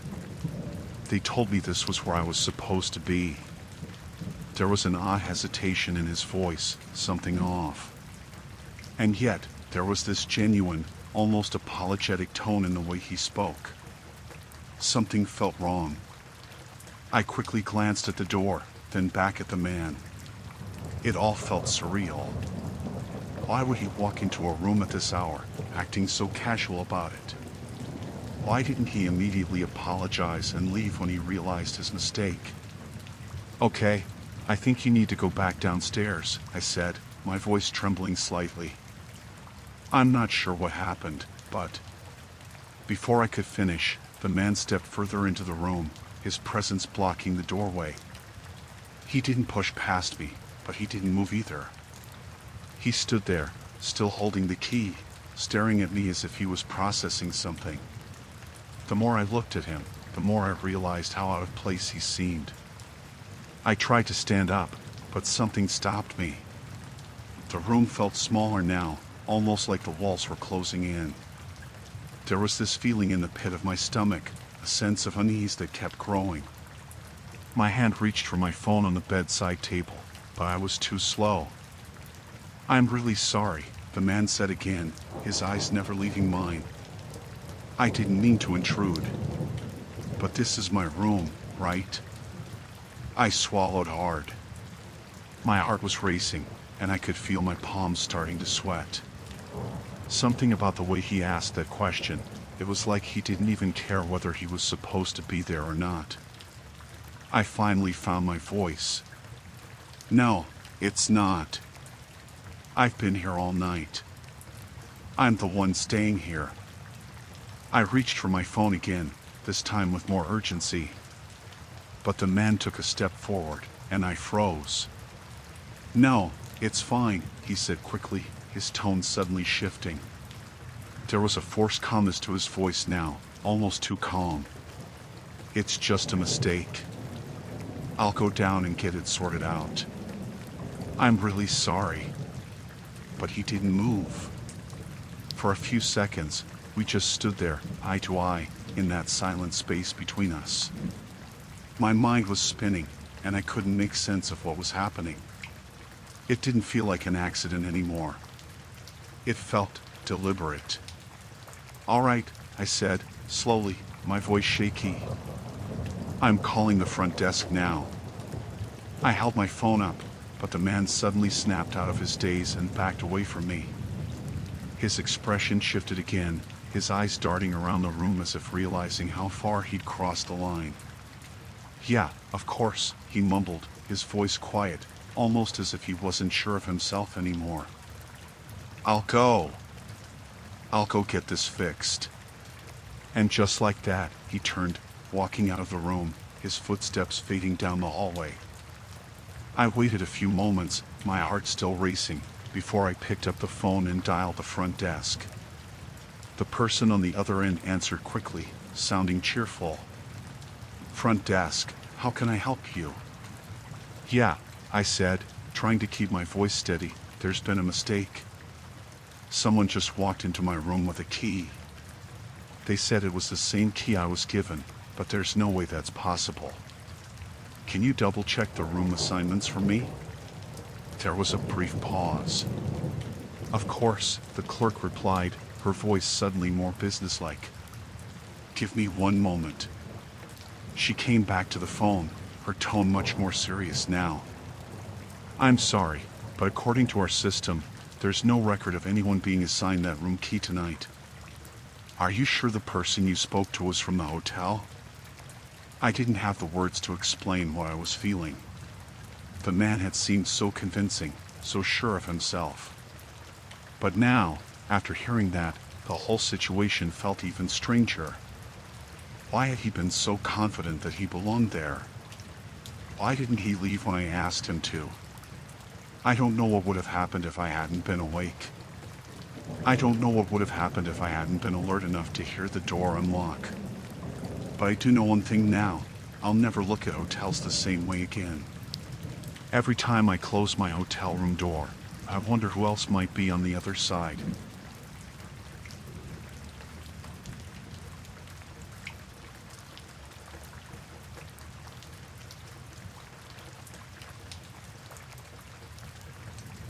It started out small, something I almost didn't notice at first.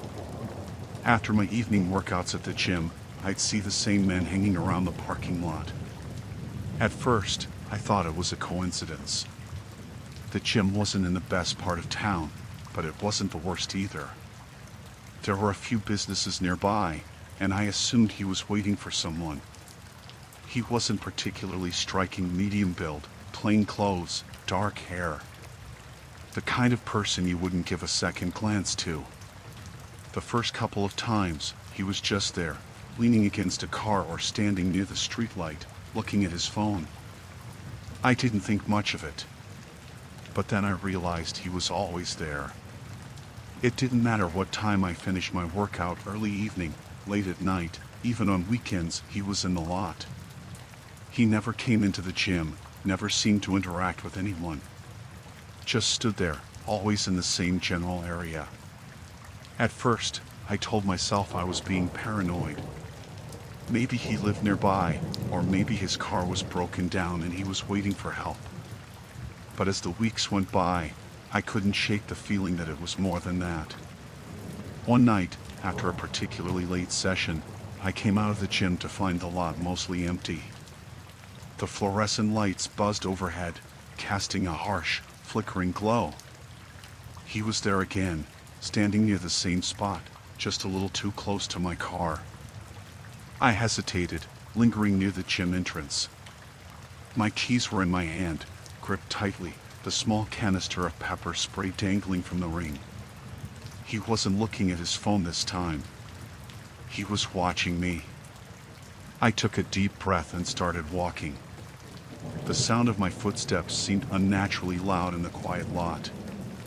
I avoided eye contact, keeping my head down, but I could feel his gaze. As I got closer to my car, he moved.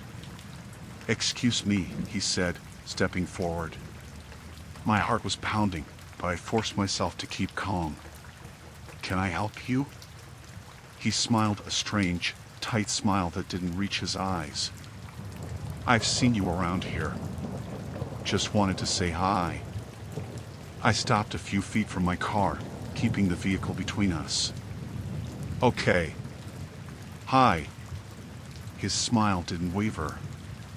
"You're here a lot. You must be really dedicated." I didn't know what to say to that. My mind was racing, trying to figure out how to end the conversation without escalating it. "I guess," I said, glancing toward the gym. The front desk was empty.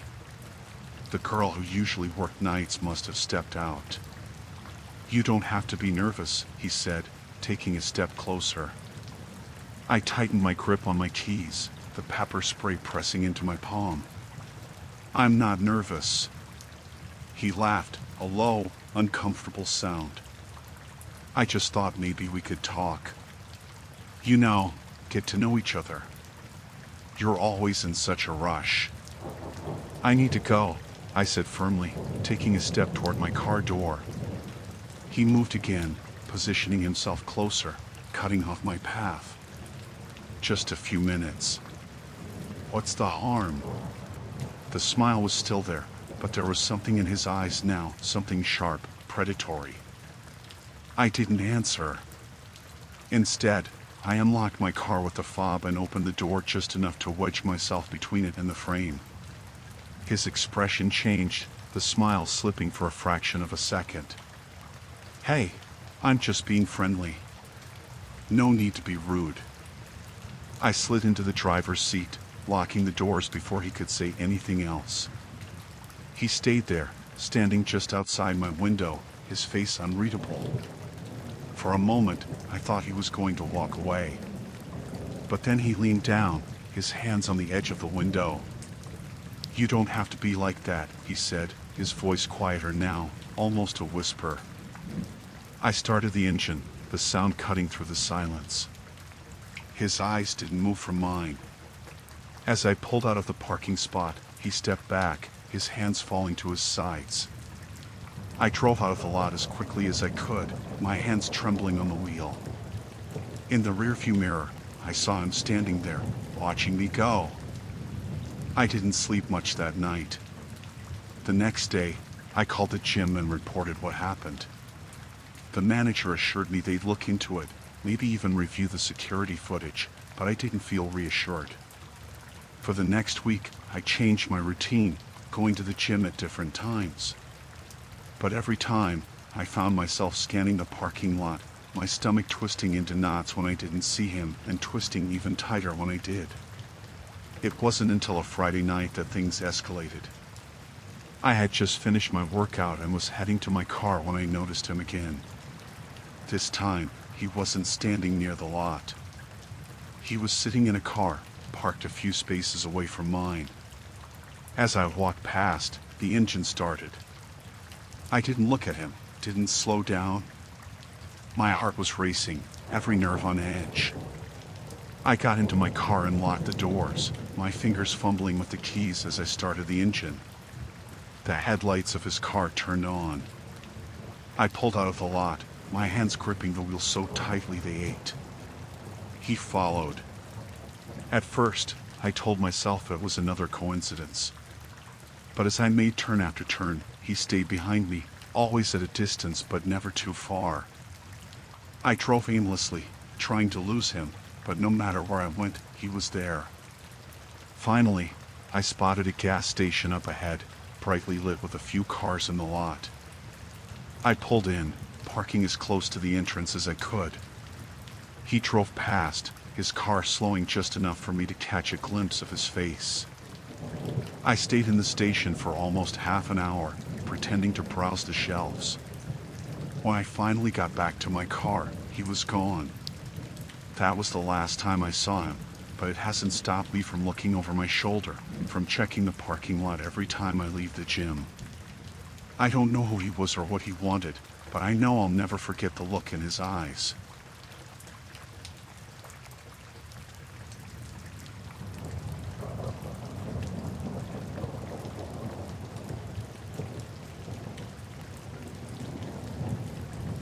I was driving home late at night after a long shift at work. I work at a warehouse, so my hours are odd, and by the time I leave, it's usually pitch black out. That night, the roads were practically empty, just the occasional set of headlights passing in the other direction. I had the radio off, and the hum of the engine was the only sound keeping me company. I was about 10 minutes from home when I noticed the flashing red and blue lights in my rearview mirror. At first, I thought it must be an ambulance or something, so I slowed down and moved over to let them pass. But they didn't pass.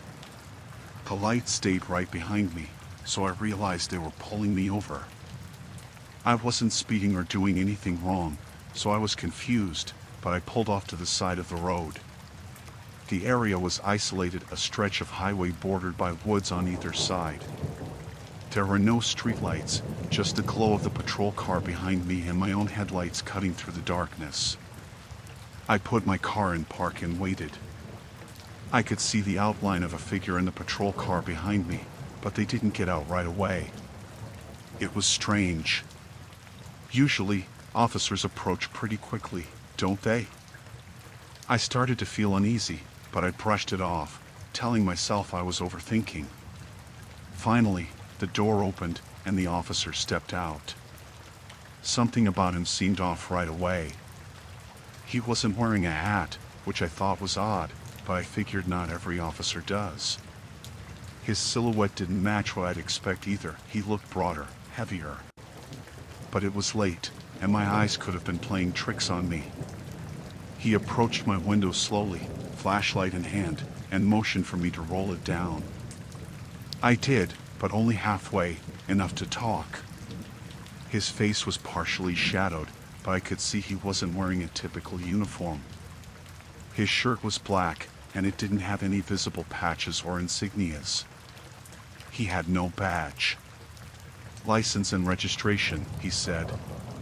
His voice was flat, almost monotone, but there was an edge to it that made my stomach tighten.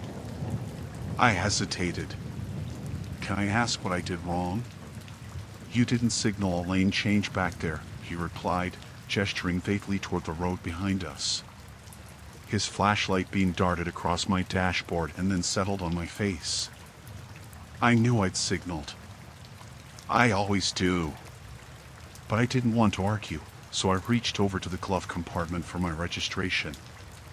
My hands felt shaky as I handed it to him with my license. He took them without a word and stepped back toward his car. I sat there, watching him in my side mirror. He didn't go back to his car. Instead, he stood there, flipping through my documents with one hand while shining the flashlight into the woods with the other. Minutes passed. Too many.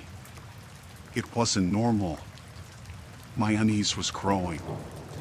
I tapped my fingers on the steering wheel, trying to decide what to do. Should I ask him if everything was okay? Should I just wait?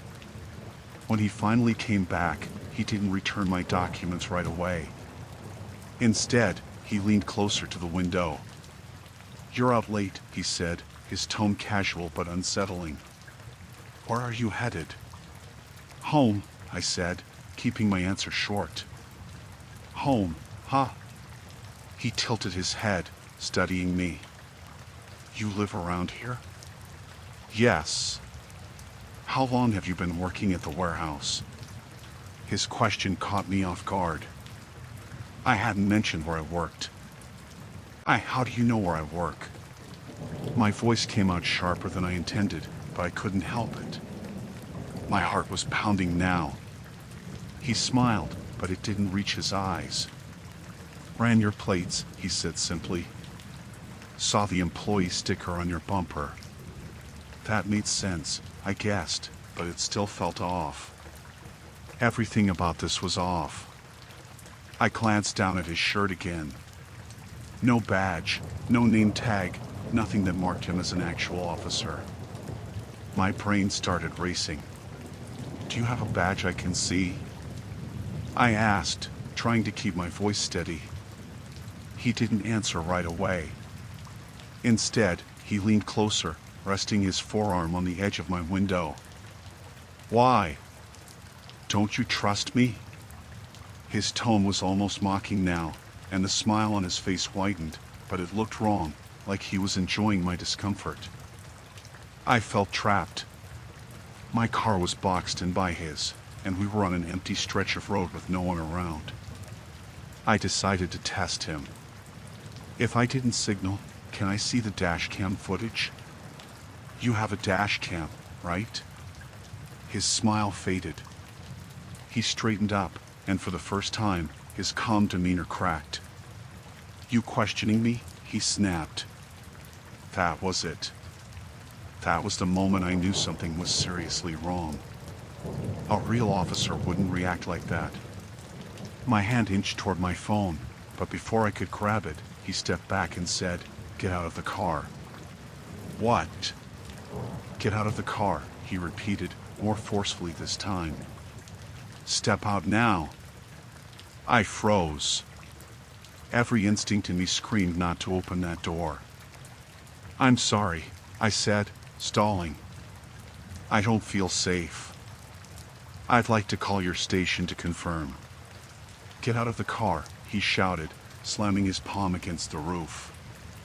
My whole body jolted, and my mind went blank for a second. Then I snapped into action. I hit the lock button on my door, grabbed my phone, and dialed 911. As soon as the operator answered, I spoke fast and loud. I'm being pulled over on Route 47 by someone claiming to be an officer. I don't think he's real. Please send help. The man outside heard me. His expression changed, and for a split second, he looked unsure. Then, without a word, he turned and walked briskly back to his car. I stayed on the line with the operator, giving her my location and describing the man and his vehicle. As I watched in my mirror, his car sped off into the night, the red and blue lights flickering off as he disappeared around a bend. When the real police arrived, I was still shaking.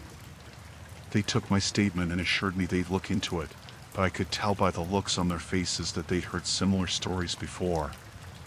They told me I'd done the right thing by not getting out of the car and by calling for help. It's been a few days now, and I can't stop thinking about it. Who was he? What would have happened if I'd opened that door? I don't want to know. I'll never drive that stretch of road at night again.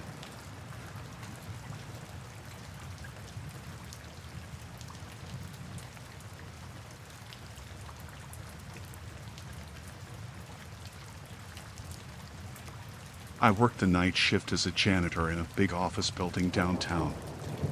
The kind of place that's never really empty, but there's nobody around at night except for me. The building is old, probably from the 70s, and it creaks a lot.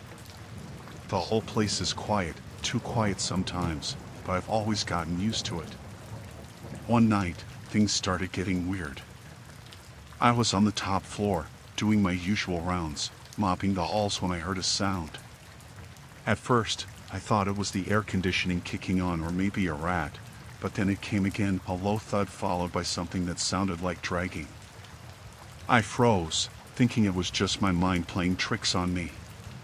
But then it happened again. I figured maybe one of the workers had left something behind, or maybe I wasn't the only one left in the building. It was late, around 3 a.m., and I was alone on the upper floors, so I wasn't too worried. I went down the hall, following the sound toward the old elevator shaft. It was dark back there, not the kind of place anyone would typically go. The elevator was out of service, but there was a maintenance room nearby with an old key I had from when I started working there. I used it to open the door and turn the light on, half expecting to see an open window or a draft causing the weird noise. But there was nothing like that. The room was just filled with old equipment, and the walls had a layer of dust on them. No signs of anyone being in there. I was about to turn back when I heard it again. This time, it sounded like it was coming from above. I looked up toward the ceiling, trying to figure out what could be up there, and that's when I saw something strange. The old air vents were covered in what looked like footprints. I froze again. I knew for a fact nobody had been up there. The building had been locked up for weeks, and the upper floors were completely unused. But someone had been up there recently.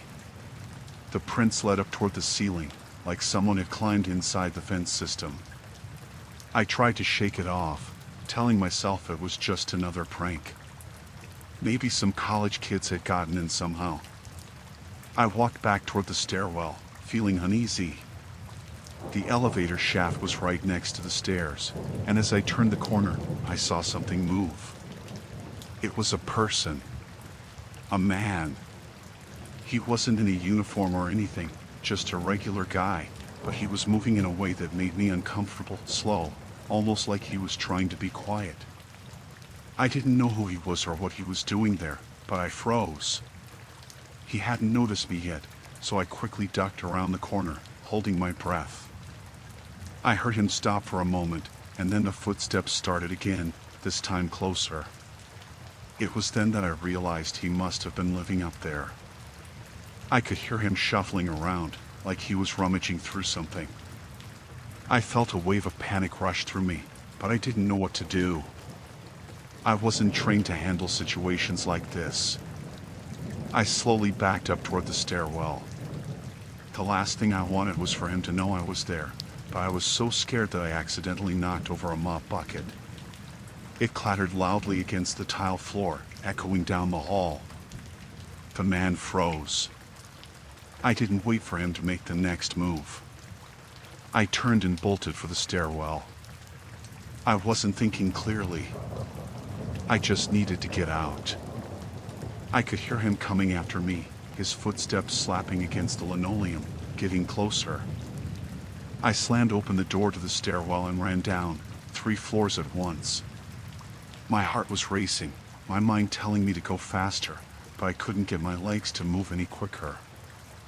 I reached the ground floor and ran straight to the front desk. The night security guard was there, sitting behind the desk, but his back was to me. I was out of breath, trying to explain what happened, but he didn't seem concerned. "There's no one up there," he said, turning around to look at me. "What do you mean there's no one?" "I just saw someone," I said, my voice shaking. He shrugged, like it was nothing. "Maybe a homeless person snuck in through the back. We've had a few of them before."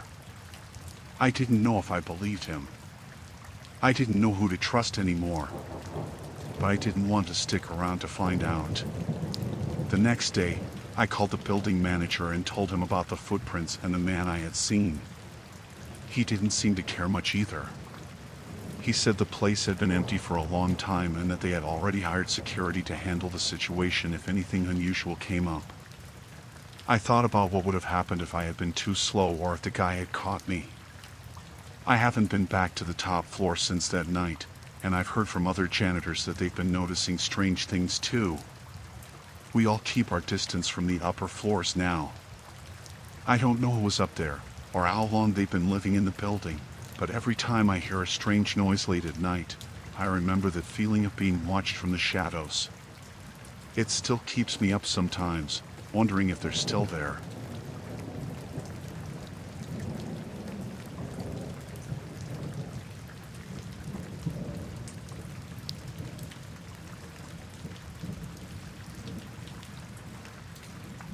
I remember the day clearly because it started so ordinary.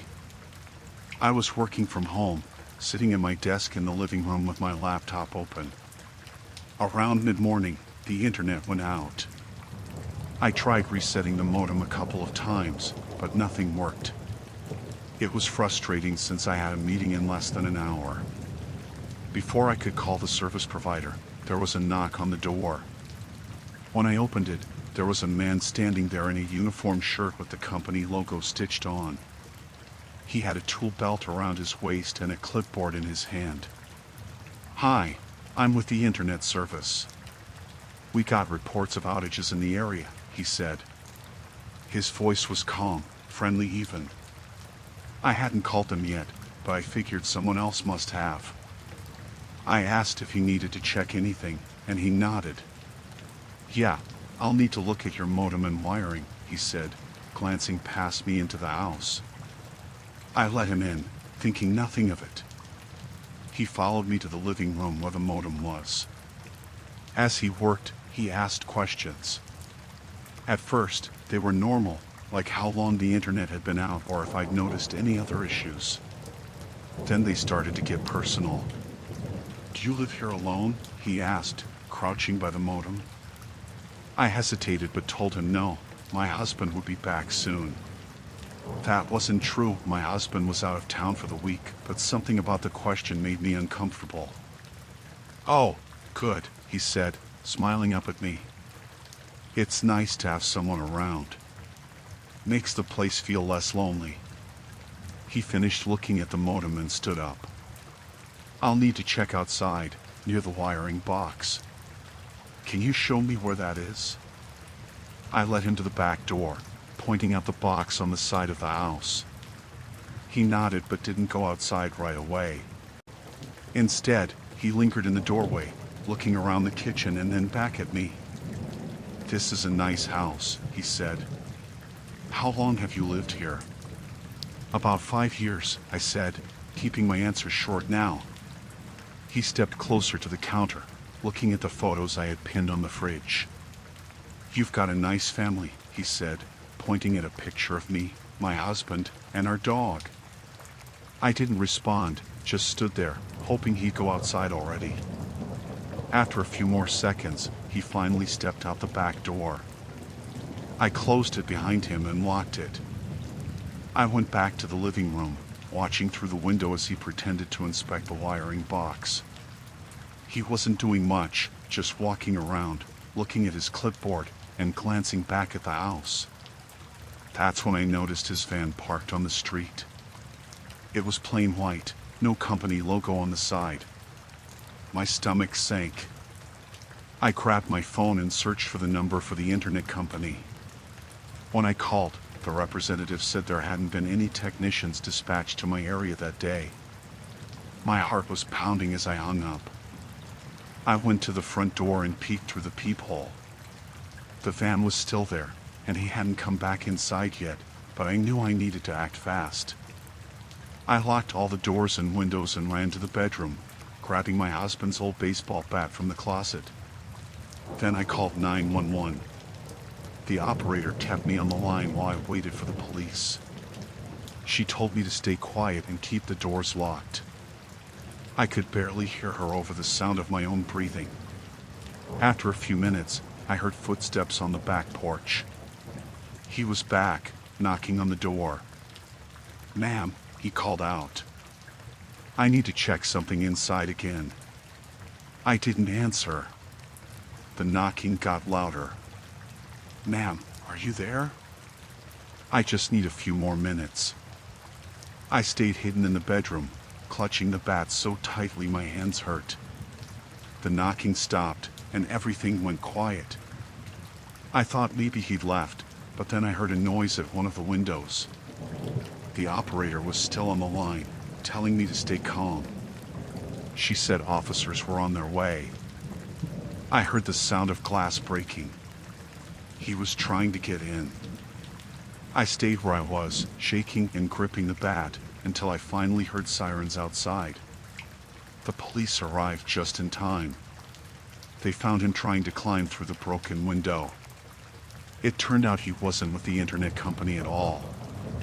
He'd stolen the uniform shirt and equipment. He had a criminal record, too, for burglary and assault. The police said I did the right thing by not letting him back in and calling 911. They didn't think he was here to fix anything. Even now, I can't stop thinking about how easily I let him into my home. It's terrifying to think about what could have happened if I hadn't trusted my instincts.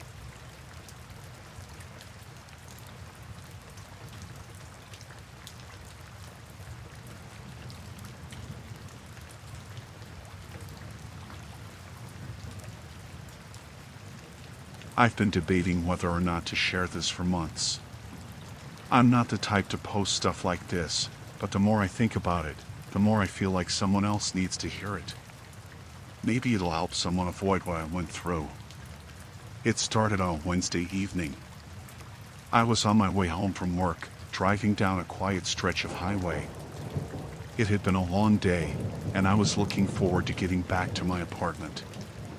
The sun had just set, and the road was mostly empty. I had the radio on low, kind of zoning out, when I saw the lights behind me. At first, I didn't think much of it. I was on a highway, and there are a lot of police around, so it seemed normal. But then I noticed something odd. The lights weren't the usual red and blue I was used to seeing from real police cars. They were a little dimmer, almost orange. And the car wasn't a patrol car, at least, not one I recognized. It was a plain, dark sedan, and the headlights were unusually bright, almost blinding. I checked my speed. I wasn't speeding, at least I didn't think I was. But I decided to pull over anyway.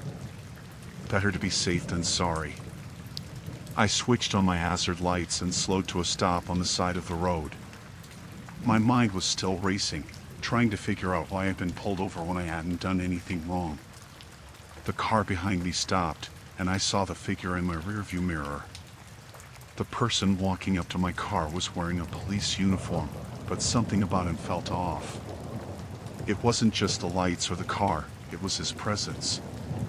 He was tall and broad-shouldered, wearing a dark blue shirt and a bulletproof vest, the kind I've seen officers wear.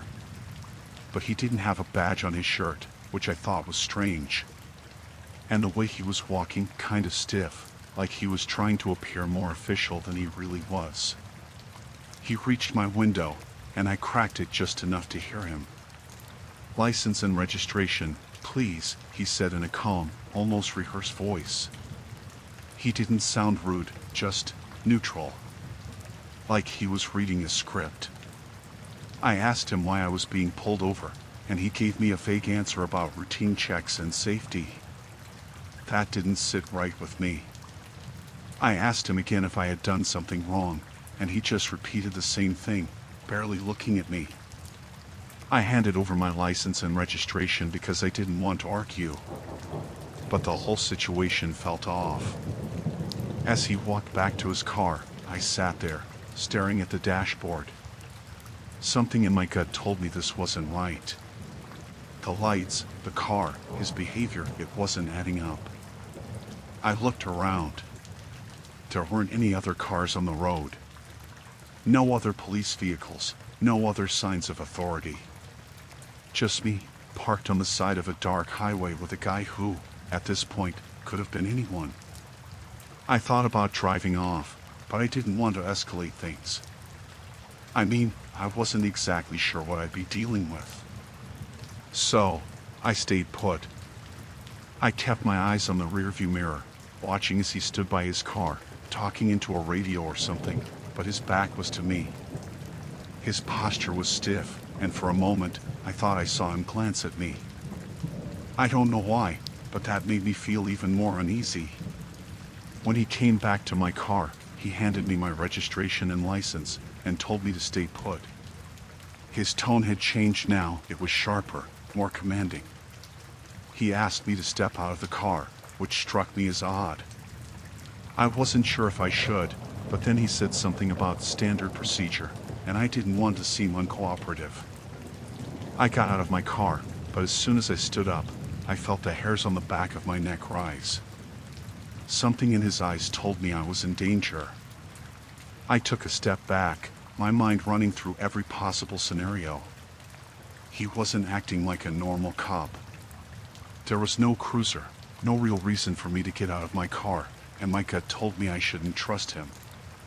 He told me to turn around and face the car, and I did. But as I stood there, I could hear his footsteps behind me, slow and deliberate. I was getting more anxious, and I didn't know what to do. Should I run? Should I fight back? My hands were shaking, but I stayed still, listening to every little sound around me. Then, without warning, I heard him say, "You're going to have to come with me." His voice was low, almost like a whisper, but it carried a tone that I knew meant he wasn't giving me a choice. I spun around, facing him. My heart was racing, my mind screaming that something was wrong, but I couldn't move.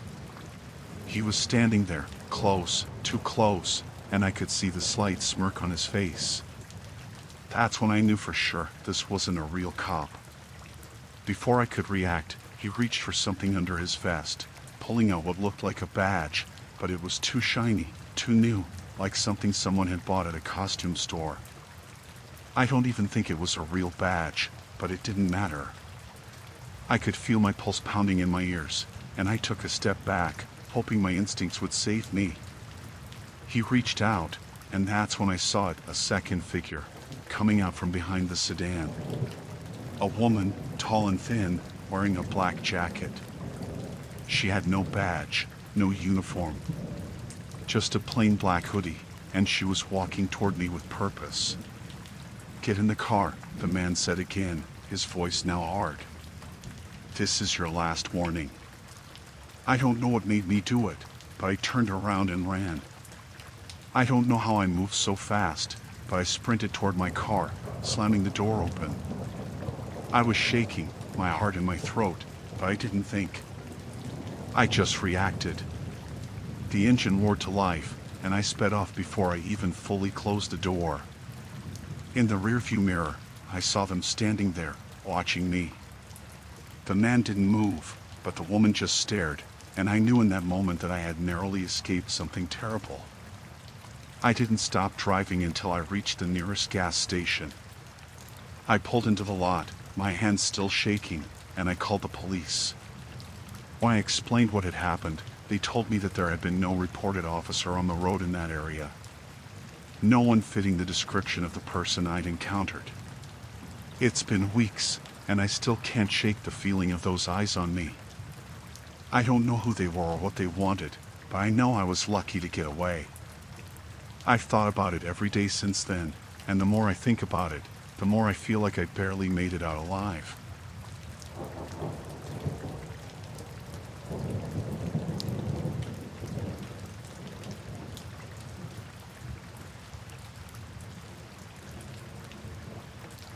I've been camping a lot, and I've always loved the solitude that comes with being in the wilderness.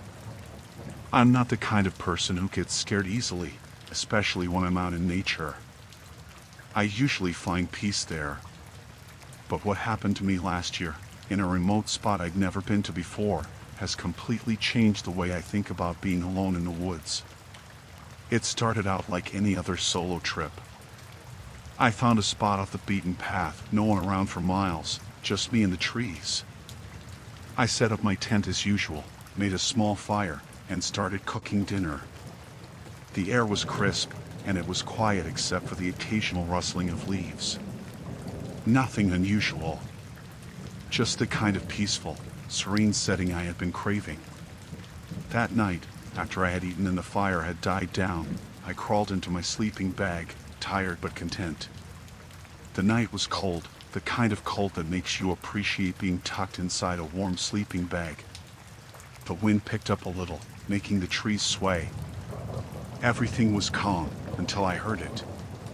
At first, it was just a faint sound, a soft crunch of dirt or leaves.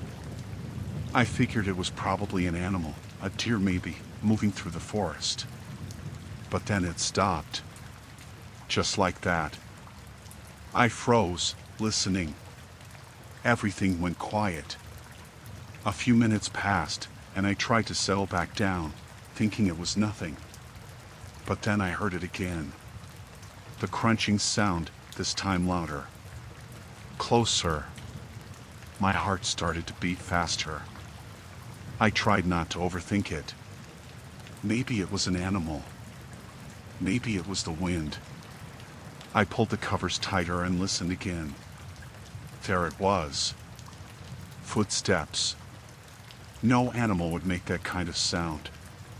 These were heavy, deliberate steps.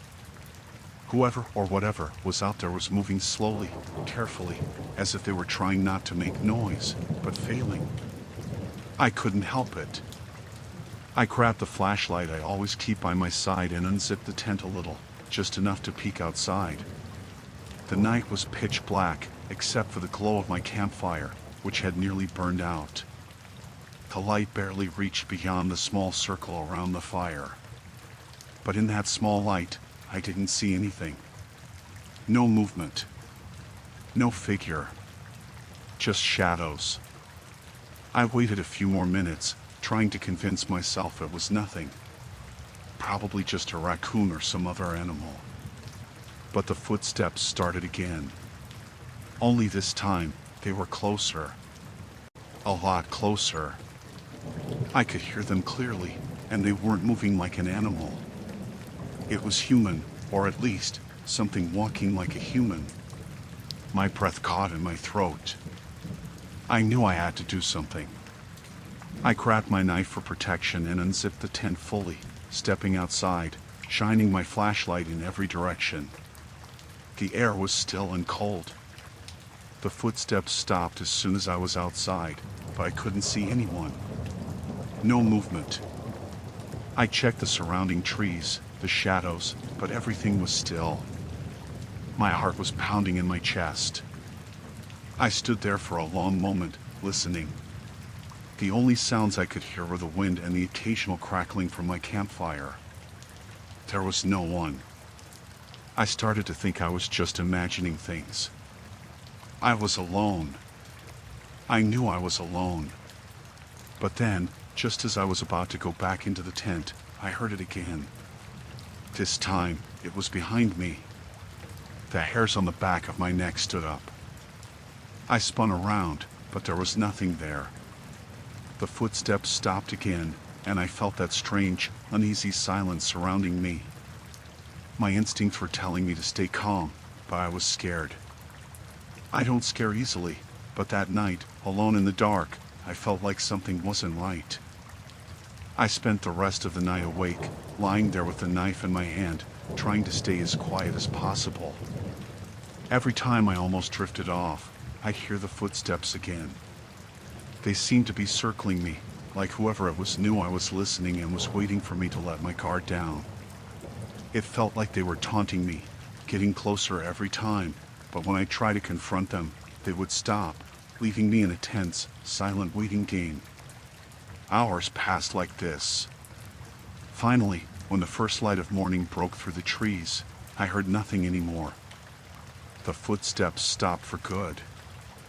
I didn't sleep at all that night, just kept my eyes open, waiting, hoping the morning would bring some relief. And when I finally saw the sun starting to rise, I packed up my things quickly. I wasn't staying another minute. When I got out of the tent to stretch my legs and gather my stuff, I saw something that made my blood run cold. Around my campsite, all the way around the fire pit and my tent, were muddy footprints. They weren't animal tracks. These were human tracks, big ones, like a man's boots. And they were all over the place, going in circles around my camp, getting close to my tent, and then veering off. There was no mistaking it. Someone had been there. Someone had been walking around my tent all night, and I didn't hear them leave. I couldn't make sense of it. The tracks were fresh, but there was no sign of anyone nearby now. No sign of them leaving or anything else out of the ordinary. But the realization hit me like a punch in the gut. Whoever it was had been watching me, and they had been there the entire night, just out of my sight, circling my camp. I don't know why they hadn't done anything else, but the thought of it sent me into a panic. I packed up my gear as fast as I could, not even bothering to make sure everything was perfectly packed. I just wanted to get out of there. The whole way back to the car, I kept looking over my shoulder, half expecting to see someone following me. Every snap of a twig, every rustle in the trees made my heart race. But there was nothing. Nothing but the silence of the woods. I haven't gone camping alone since that trip, and I don't think I ever will again. Even now, just thinking about it, I feel that same chill down my spine. Whoever it was, whether they were just some kind of sick person playing games or someone with worse intentions, they knew exactly what they were doing. They knew how to move silently, how to make sure I never saw them. And I'll never forget those muddy footprints circling my camp, the footsteps I heard all night, always stopping just when I tried to confront them. Something about that situation felt so wrong, like I wasn't supposed to be there, like I was never meant to leave. If there's one thing I've learned from that night, it's that the woods aren't always as peaceful as they seem. And when you're alone out there, anything can happen. Anything at all.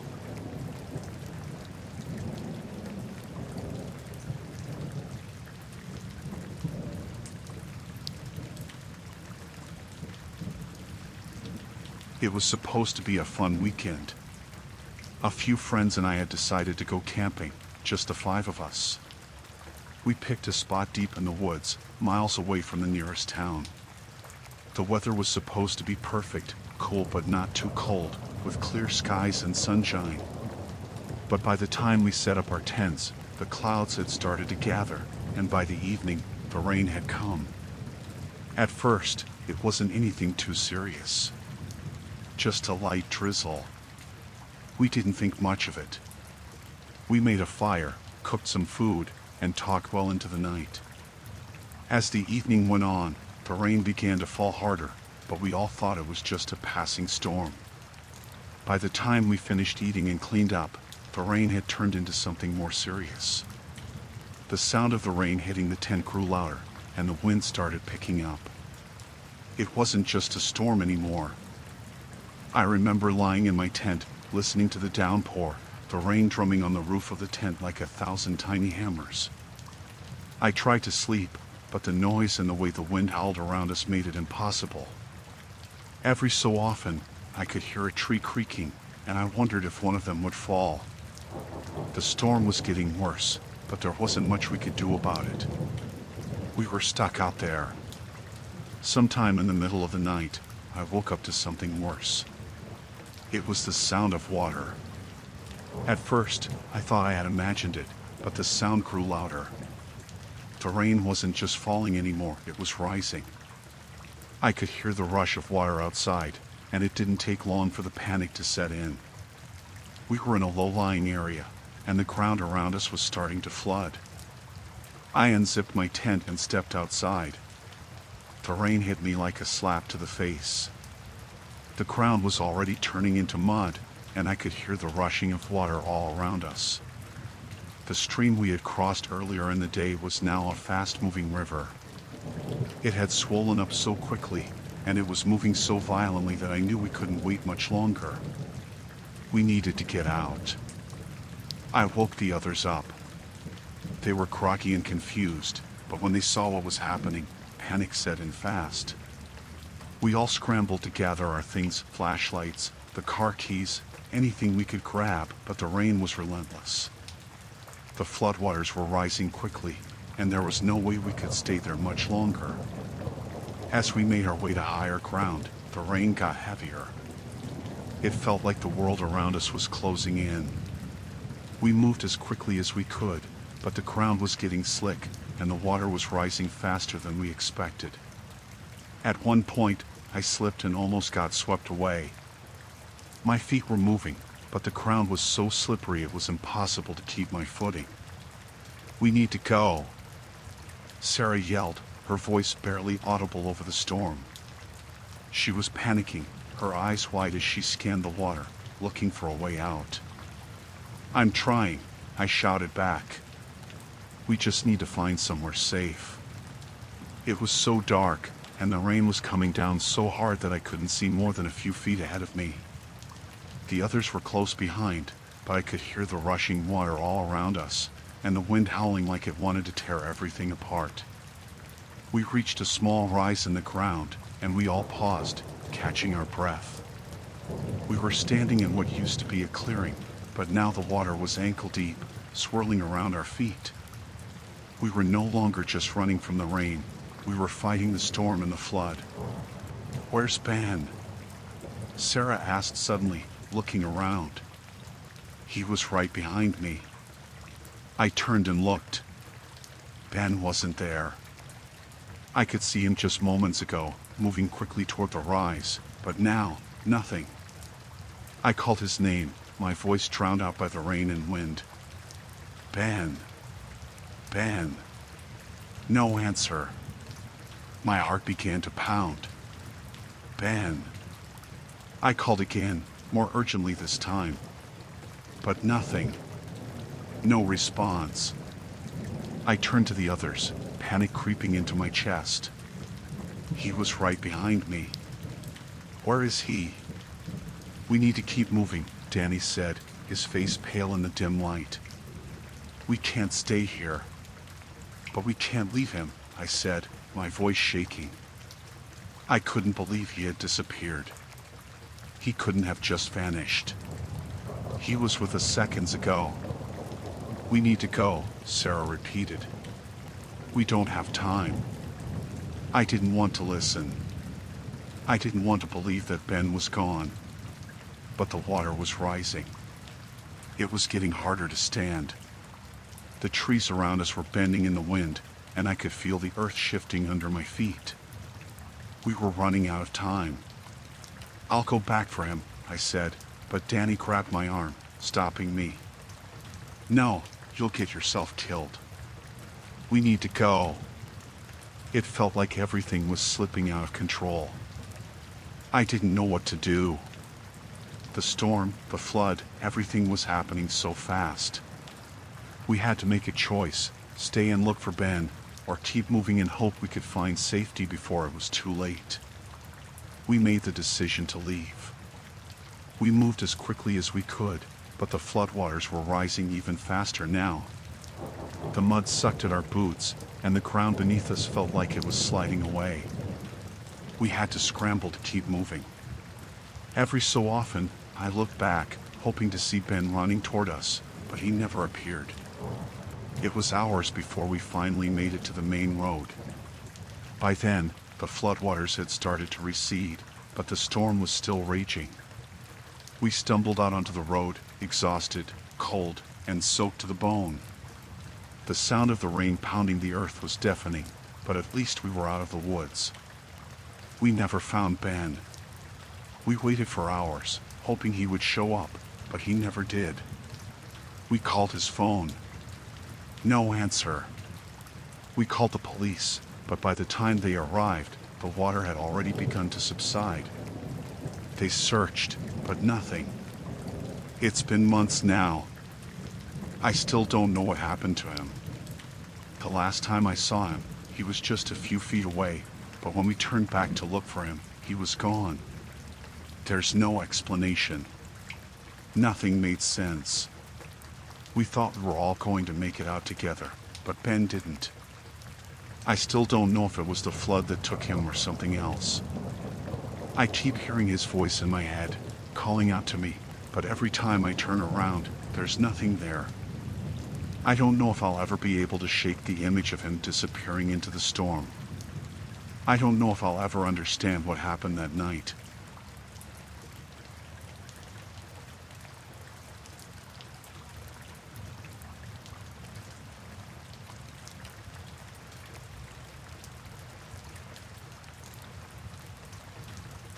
I still can't shake the feeling. The cold, wet air. The sound of my own breath mixed with the pounding rain. And that feeling of someone watching, someone just behind me, every step of the way. It started like any other run. I was out on my usual route, the kind of run I do when I need to clear my head. The rain had been coming down hard all day, and I wasn't about to let that stop me. I had my head up, my shoes splashing through the puddles, and the rhythmic sound of my footsteps in my ears. The world felt distant, the streets quieter than usual, the kind of night where everything seems muffled by the storm. It wasn't until I was about halfway through that I noticed it. At first, I thought it was just the noise of the rain, maybe some stray footsteps from someone else running nearby. But then I realized the footsteps were too close, too in sync with mine. I tried to ignore it, told myself it was just my imagination, but it didn't stop. Every time I picked up the pace, the footsteps behind me quickened. Every time I slowed down, they slowed too. I glanced over my shoulder once, quickly, just to see if anyone was there. Nothing. Just the rain, the street lights reflecting off the wet pavement. But when I turned my head back, I could hear it again, the footsteps, still right behind me. I could feel my heart starting to race, the anxiety creeping up in my chest. Who would be out here in this weather, running so close? I sped up, thinking maybe I was just paranoid, but they kept matching my pace. The sound of those steps, heavy, deliberate, was starting to make my skin crawl. I had to stop. I needed to see who it was, to confront them. If someone was behind me, they were clearly following me, and I wasn't about to be caught unaware. I turned sharply to the side, slipping slightly on the wet pavement as I came to a stop, but still keeping my eyes on the street behind me. My breath was coming out in clouds, but I couldn't stop looking, couldn't stop listening.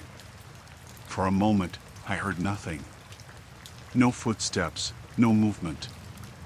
The rain kept falling, louder now, the only sound in the empty street. Then I heard it again. The footsteps. But this time, they were closer. I tensed, standing there in the rain, just waiting. My nerves were shot, every muscle in my body screaming for me to either run or confront whoever it was. I chose to turn around and face whatever was coming. And there he was. A man, just a few feet away, standing in the rain, looking at me with this intense, unsettling stare. I couldn't see much of his face. He had a dark hoodie pulled up over his head, the fabric soaked through. His hands were shoved deep into the pockets of his jacket, but I could tell his posture was stiff, almost like he was waiting for something. I took a breath, trying to stay calm. "You following me?" I asked, my voice shaky but firm. The man didn't answer at first. He just stood there, staring at me. I felt the tension between us building, something in the air thickening with the promise of something bad. My pulse was racing, and I could feel my legs starting to shake. But I wasn't about to let him see that. Finally, he spoke. His voice was low, almost a growl. "You're in my way." I didn't know what he meant by that. I didn't know if he was talking about the street or something else, but his tone was all wrong. There was no reason for him to be this close, this intense. I didn't know if he was threatening me or just crazy, but I knew I had to get out of there. I took a step back, trying to put some space between us. "I'm just running." "I don't want any trouble," I said, keeping my voice as calm as I could, though inside, I was panicking. The man didn't move. He just stood there, still staring at me. And then, before I could even think, he took a step forward. It was sudden, fast, and without warning. I froze, my feet rooted to the wet pavement. "What do you want?" I demanded, louder now, more desperate. I had to keep control. I had to. I wasn't about to get caught in this situation. But as I stepped back again, he took another step closer, closing the distance between us. The man's eyes narrowed. "I'm not done with you," he said, each word dripping with something dark, something threatening. I turned and ran. I didn't think about it, didn't hesitate for a second. I bolted down the street, heart pounding in my chest, every step faster than the last. The sound of the rain in my ears, the sloshing of my shoes in the puddles, none of it mattered. I couldn't hear anything but my own frantic breath and those footsteps, now echoing in time with mine. He was still behind me. I could hear him gaining on me. I didn't look back. I couldn't.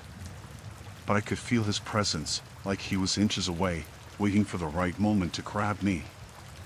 The rain was coming down harder now, a blur of water, and I could barely see. My legs burned with the effort, but I couldn't stop. Not now. Not when I had no idea what this man wanted or how far he was willing to go. I turned down a side street, hoping to lose him, hoping he would just give up and turn away. But the footsteps didn't stop. They were right there. Closer now. I didn't know what he would do when he caught me. I didn't want to find out. I spotted a row of houses up ahead, the lights from the windows offering a glimmer of safety. I pushed myself harder, pumping my legs, not daring to slow down. I was almost there. I was almost safe. Then, just as I reached the sidewalk near the houses, the footsteps stopped. The sound of them, the heavy, deliberate steps, just cut off. For a second, I thought maybe he had given up. I didn't want to risk looking back, but something told me that it was too quiet now. Too still. I slowed my pace, but I didn't stop. I kept walking, the anxiety still crawling under my skin, the feeling of being hunted lingering in the air. And just as I was about to turn the corner, I heard the voice again. Low. Menacing. You can't run forever. I didn't stop running until I was inside the first house I found, knocking frantically on the door, not even caring if I looked crazy. When the door opened, I practically collapsed, still shaking, still drenched from the rain. The woman who answered looked at me in confusion, but when I explained what had happened, she let me in without a word. I don't know how I made it through the rest of the night, but I did. I never saw the man again. But I can't stop thinking about him, about the way he followed me, about the way he spoke, like it wasn't just about running anymore. I don't know if he was just trying to scare me or if he had something worse planned. But the whole night feels like a blur, just the sound of rain and footsteps, and his voice. I haven't gone for a run since.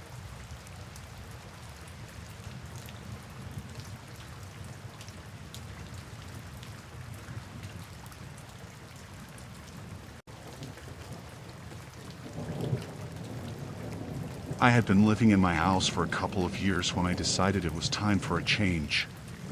The kitchen was outdated, and the bathroom needed work. I'd heard about a contractor from a friend who had done some remodeling in her home and recommended him. He seemed professional when we met, and his references checked out. I felt comfortable hiring him to do the job. I work long hours, so I figured it would be easier for him to come by during the day while I was at work. He was going to handle everything, the demo, the construction, and all the finishing touches. I trusted him to do a good job, but I didn't think much of it when I left for work every day. I was busy, and I had other things on my mind. The first few days went smoothly. He showed up early, worked long hours, and left when I got home. The house looked like a mess with all the construction, but I figured that was just part of the process. After a week or so, the kitchen cabinets were out, the counters were being replaced, and the walls had been stripped down. It was messy, but it was clear he was making progress. But then things started to feel off. I had a feeling that something wasn't right when I came home one evening and found my bedroom door slightly open. I had never left it open, and it wasn't like I had forgotten. I'm not someone who leaves doors open unless I'm in and out of a room. The rest of the house was just as I had left it, so I didn't think much of it at the time. The next day, I came home and found the same thing. My bedroom door was ajar, and I could have sworn I had closed it. I started to feel uneasy but told myself I was just being paranoid. Maybe I was forgetful. Maybe the door didn't latch properly, or maybe I had left it open without thinking. I tried to dismiss it, but it kept happening. Every day, I'd come home to find my bedroom door open, and sometimes other rooms felt slightly different. The couch cushions were arranged differently, or a picture frame that I hadn't touched was crooked. Little things that didn't make sense. I wasn't sure if I was imagining it or if something strange was really going on. But every time I walked into the house, I felt a chill in the air, like someone else had been there. Then one evening, I had an idea. I'd started working from home occasionally, so I decided to stay in the house and keep an eye on things. I made sure to close my bedroom door before I left for work. I wanted to see if anything changed while I was gone. That evening, when I came home, I opened the door slowly, and my stomach dropped. It was open. Wide open. I stood there, frozen, trying to figure out what was going on. I had clearly locked it before leaving, and now it was wide open, just like the other times. I went inside, checking for anything else that was out of place. That's when I noticed the camera. It was small, hidden on the corner of the room, nearly impossible to see unless you were specifically looking for it. I felt sick. My hands were shaking. My first thought was to call the police, but I didn't want to jump to conclusions. Maybe it was a misunderstanding. Maybe it wasn't what I thought it was. But I knew I had to get confirmation before doing anything drastic. The next morning, I made sure to leave the camera exactly where it was. I left for work as usual, but this time I went to the local store and bought a few things. I wasn't sure what I was planning to do, but I had to know. I wanted to see if there were more cameras in the house. I came back that evening, pretending everything was normal. I went straight to my bedroom and checked the camera again.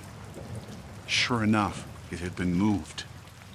The angle was slightly different, as though someone had been adjusting it while I was gone. I felt like I couldn't breathe. I was being watched. I was sure of it now. I didn't know what to do. I didn't know who to trust. I knew I couldn't confront him just yet. What if he denied it? What if it escalated? I had to be careful.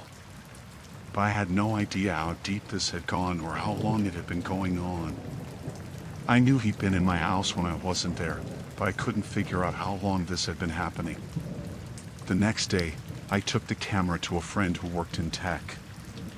I told her what had been happening and showed her the footage. It was unmistakable. He had been recording me. He had been watching my every move when I was at home, when I was alone. My worst fears were coming true. He had been in my personal space, invading my privacy for God knows how long. I called the police that night. I told them everything. They came to the house, and we looked through the footage together. There were hours of recordings, me walking around the house, sitting on the couch, making dinner, even moments when I was changing clothes. I felt disgusted, violated, like everything I had was no longer mine. The worst part was not knowing how long he'd been doing this. How many times had he watched me when I was completely unaware? The police didn't waste any time. They went to his office, and they found more cameras, more hidden equipment. Apparently, he had been doing this to other clients as well. I couldn't believe it. I felt like I had been living in a nightmare. Someone I had trusted to do work in my house had turned out to be someone I should have never let through my door. I never saw him again after that day. I don't know what happened to him, but I know he was arrested and charged with multiple offenses. It's been months now, and I still don't feel safe in my own house. I've had all the locks changed and the security system upgraded. But no matter what I do, I can't stop feeling like I'm being watched. Like I'm never really alone. I've been trying to move on, but some days it's harder than others. I still check my bedroom door, even though I know it's locked. And sometimes, I wonder how many people out there are doing the same thing he did to me, hiding in plain sight.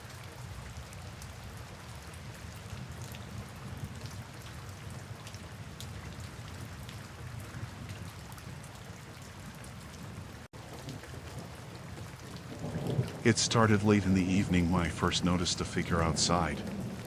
The rain had been pouring steadily for hours, tapping against the windows in a way that always made the house feel colder. I had been in the living room, half watching an old movie while scrolling through my phone, when something outside caught my attention. At first, I thought it was a trick of the rain, but then I saw it clearly, a person standing across the street, motionless. The yellow of their raincoat stood out sharply against the dark, wet night. They were facing the house across from mine, standing perfectly still, like they were waiting for something. Their head tilted slightly, like they were looking in the windows. I remember thinking it was strange, but not enough to do anything. People act oddly sometimes. Maybe they were waiting for someone or trying to get out of the rain for a moment. It wasn't until later that I realized I had been glancing at the clock more and more, checking to see if they'd left. They didn't. An hour passed. The figure didn't move. They stayed there, facing that house, their shoulders stiff, their hands at their sides. I turned off the movie and went to the window, pulling the curtain back just enough to peek out. The street light above them flickered slightly, casting their shadow long across the pavement. The rain was heavy, but I could still see the edges of their hood and the way their head was angled toward the lit windows across the street. I told myself to stop staring. It wasn't my business. But when I looked again, they had shifted slightly. Not toward the house they'd been facing, but toward mine. That's when the uneasiness started. It wasn't much at first, just a heavy feeling in my chest like something wasn't right. I locked the front door. The thought made me feel silly, but I couldn't shake the way my fingers lingered on the deadbolt, pressing it firmly into place. By midnight, the rain had gotten worse. The water ran in streams along the curb, and the sound of it was loud enough to drown out everything else. I tried to ignore the figure outside, but every time I looked, they were still there. The way they just stood without moving made my stomach twist. I convinced myself they'd leave eventually. No one would just stand in the rain all night. But then they moved. It wasn't a lot, just a step or two, but it was enough to make me sit up straight. They were walking now, slowly, their boots splashing in the water as they crossed the street.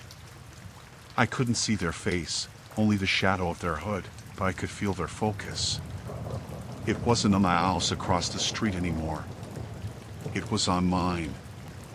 I didn't turn off the lights, even though I wanted to. Something about being in the dark felt worse, like I wouldn't see them coming. Instead, I stayed near the window, keeping the curtain pulled back just enough to watch. The yellow raincoat was bright even in the dim streetlight. They stopped halfway across the street and just stood there, the water pooling around their feet. The rain made it impossible to hear anything, but I swear I saw their shoulders rise and fall, like they were breathing deeply. Their head tilted again, this time toward my window. I ducked back, my heart hammering. For a while, I stayed out of sight, pacing the living room and checking the locks on every door. I told myself to call someone, anyone, but the idea of trying to explain what was happening felt ridiculous. What would I say? There's someone standing outside in a raincoat? They haven't done anything. They haven't said anything. They're just there. When I worked up the nerve to look again, they were closer. The raincoat was now at the edge of my driveway.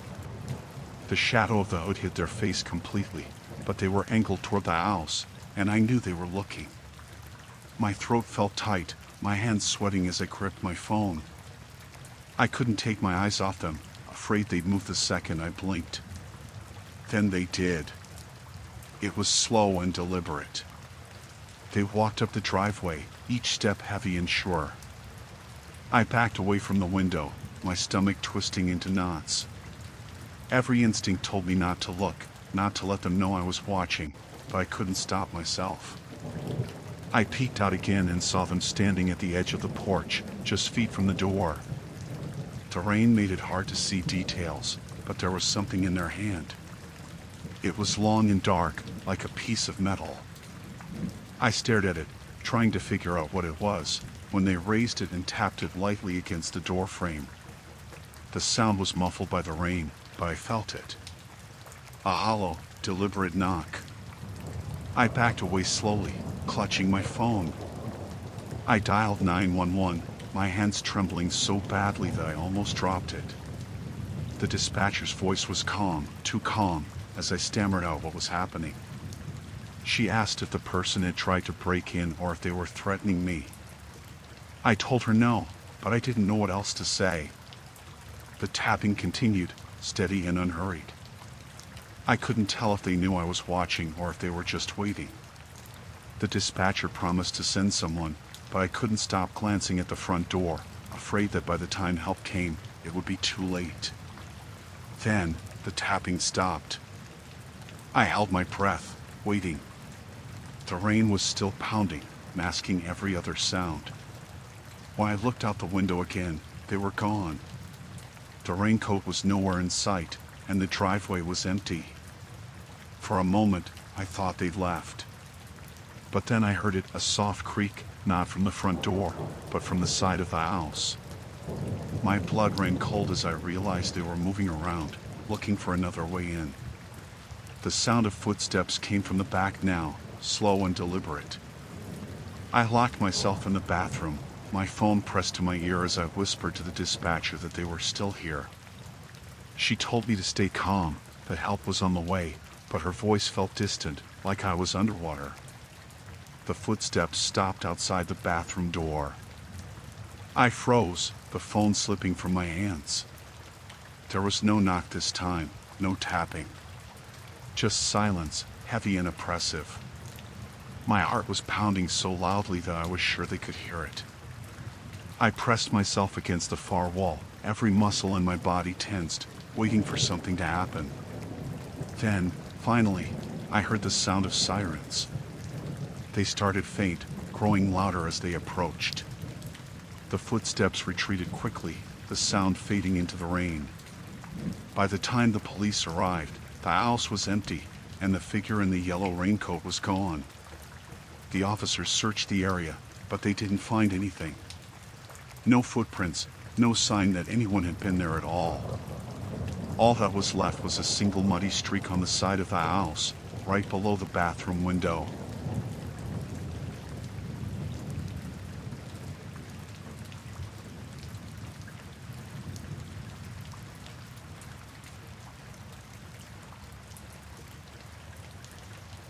I went camping alone up in the mountains last spring, just to get away from everything for a few days. It's something I like to do from time to time, the quiet, the solitude, the chance to just clear my mind. I'm not someone who gets nervous easily, especially not in nature. I've been on countless hikes and camping trips. So, when I set up camp at a little clearing just off the main trail, I thought it would be another peaceful night. The weather was perfect, and I was feeling good. I had a small fire going, just enough to cook my dinner and keep the bugs away. It was about dusk, and I was sitting on a log by the fire, eating some canned chili. That's when I heard footsteps. At first, I figured it was a deer or some other animal, but the sound was too steady, too deliberate. I tensed up, standing up slowly and turning toward the noise. Out of the trees stepped a man, maybe in his mid-30s. He looked scruffy, hair long and unkempt, clothes worn and dusty, like he'd been walking for a long time. He didn't look dangerous at first, but something about the way he approached made my stomach tighten. He smiled, and I could tell it wasn't the kind of smile that made you feel at ease.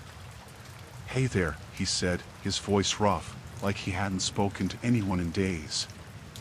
"You got a minute?" I was hesitant but didn't want to be rude. "Sure, what's up?"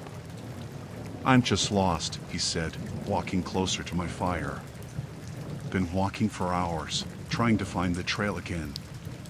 You wouldn't happen to have a map, would you?" I glanced at the small map I had tucked in my bag and then back at him. Something felt off. His clothes were too worn for someone just out for a hike, and there was a smell to him, damp, musty, and a little like sweat. But I didn't want to jump to conclusions. I offered him a quick smile. "Yeah, I've got one, but I'm not sure you're too far off the trail. You should be able to find it if you head north." He nodded like he was listening, but then just stood there. And for a moment, he didn't say anything. His eyes just stayed on me, almost studying me, like he was trying to figure something out. I didn't like the way he was looking at me.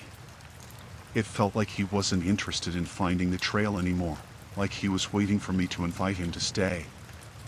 "You camping out here?" he asked, his voice much softer now, like we were having a casual conversation. I wasn't sure how to answer. The tone of his voice had shifted. He wasn't just lost anymore. He was interested in something else. "Yeah, just for a few nights." He nodded again, taking a few steps closer to the fire. Too close. I took a step back without thinking, suddenly feeling the hairs on the back of my neck stand up. I didn't want to be rude, but I wasn't about to let some random guy get too close to me in the middle of nowhere. "You alone?" he asked, his eyes narrowing slightly. "Seems kind of dangerous out here all by yourself, don't it?" I forced a smile, trying to keep the conversation light. "It's not too bad. I'm used to it." He didn't seem convinced. "You ever worry someone might show up, though?" "Someone like me?" That hit me like a cold wave, and I froze. His words hung in the air, almost like a threat disguised as a joke. I didn't know if I should laugh it off or if I should take it seriously. I decided not to engage, hoping he'd get the hint. "Look, I should probably get some sleep," I said, trying to keep my voice steady. "It's getting late." But he didn't move. Instead, he leaned against a tree, just standing there, staring at me with that same unsettling gaze. "You got a tent set up, or are you just sleeping under the stars?" he asked, his voice calm, but there was something in it, something almost too calm, like he was probing for more. I didn't answer right away. I was trying to keep my thoughts together, but the unease I felt was growing. I glanced at my tent, then back at him. His posture had changed. He was no longer just standing still. He was leaning in slightly, almost like he was waiting for me to say something, anything. "I'm good for the night," I said, trying to sound casual. "I'm just gonna get some rest. You should probably head out before it gets too dark." But he didn't leave. He just kept standing there. I could hear him shifting, like he was trying to make himself comfortable without really moving away. I tried to stay calm, but everything inside me was screaming to just get in the tent and zip myself up. The man took a step closer. "You ever think about what would happen if someone didn't leave?" That was it. That was the moment I realized I was dealing with someone who wasn't just lost. He wasn't just a drifter passing through. He was trying to make me feel small, make me uncomfortable, make me unsure. And in that moment, I knew I had to act. "I think you should go," I said, my voice low but firm. "Now." His smile didn't fade, but there was something in his eyes, a flicker of something that made the blood in my veins freeze. For a second, he just stood there, looking at me like he was trying to decide whether to push it further. Then, without saying another word, he turned and started walking away, his footsteps slow and deliberate, almost like he was savoring the moment. As he moved further into the trees, I couldn't help but watch him, my heart pounding in my chest. The silence that followed was deafening, and I was still holding my breath, waiting for him to turn around, to come back, too. But he didn't. I didn't sleep that night. I spent the hours lying in my tent, listening to the noises around me. Every snap of a twig, every rustle of the wind in the trees, made my heart race. I was afraid to fall asleep, afraid that he'd come back, or worse, that he'd already be waiting for me outside. At dawn, I packed up my things and left. I didn't care about the hike I had planned. I just wanted to get out of there as fast as possible. I didn't look back. I couldn't. As I drove away, I kept thinking about the way he'd looked at me, about his words. I couldn't shake the feeling that he had known exactly what he was doing. And if I hadn't stood my ground, I don't know what might have happened. I haven't been camping since. I don't know if I ever will again. I can't get the image of him standing there, just watching me, out of my head. I don't think I'll ever feel safe out there again.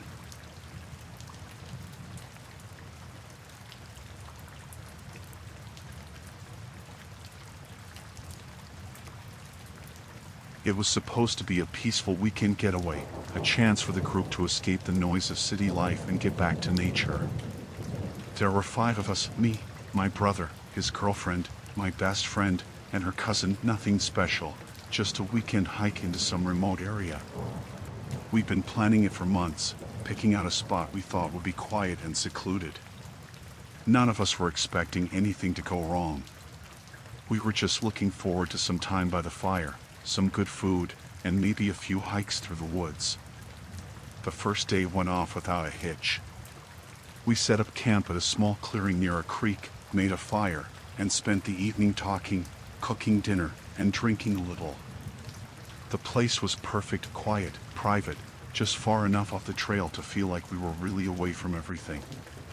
The forest felt peaceful, even a little magical. At least, that's how I saw it then. But things started to feel off on the second day. We woke up to the sound of birds, but there was something wrong with the quiet. It wasn't the usual kind of quiet you expect in nature, where it's just peaceful and calm. It felt too still, like the air was holding its breath. Still, we brushed it off, made some breakfast, and headed out for a hike. It was a long walk, more than we had planned, but none of us really cared. We were all in good spirits, just enjoying the fresh air. When we got back to camp around late afternoon, something felt strange. The whole area around the clearing seemed darker, even though it was still light outside. I couldn't put my finger on it, but I just felt uneasy. We went about setting up for dinner, but it was hard to shake the feeling. Maybe it was just the tiredness setting in. After we ate, my brother and I decided to take a walk to stretch our legs and clear our heads. The rest of the group stayed by the fire, talking and laughing. It was just a short walk down the trail that led back to the road where we parked. We weren't going to leave camp, just wander a little to get some fresh air. That's when we saw it. About half a mile down the trail, right where the road met the wooded area, there was a gate, rusted, heavy, and completely out of place. It was blocking the path, completely shutting off the only way out. We both stopped dead in our tracks when we saw it.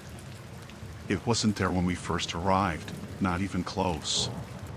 We had walked down this same path that morning, and there had been nothing. The road was wide open, just like it should be. But now, in front of us, was a tall, metal gate that looked like it had been there for decades. I thought it was some sort of private property gate, maybe someone who lived nearby had put it up.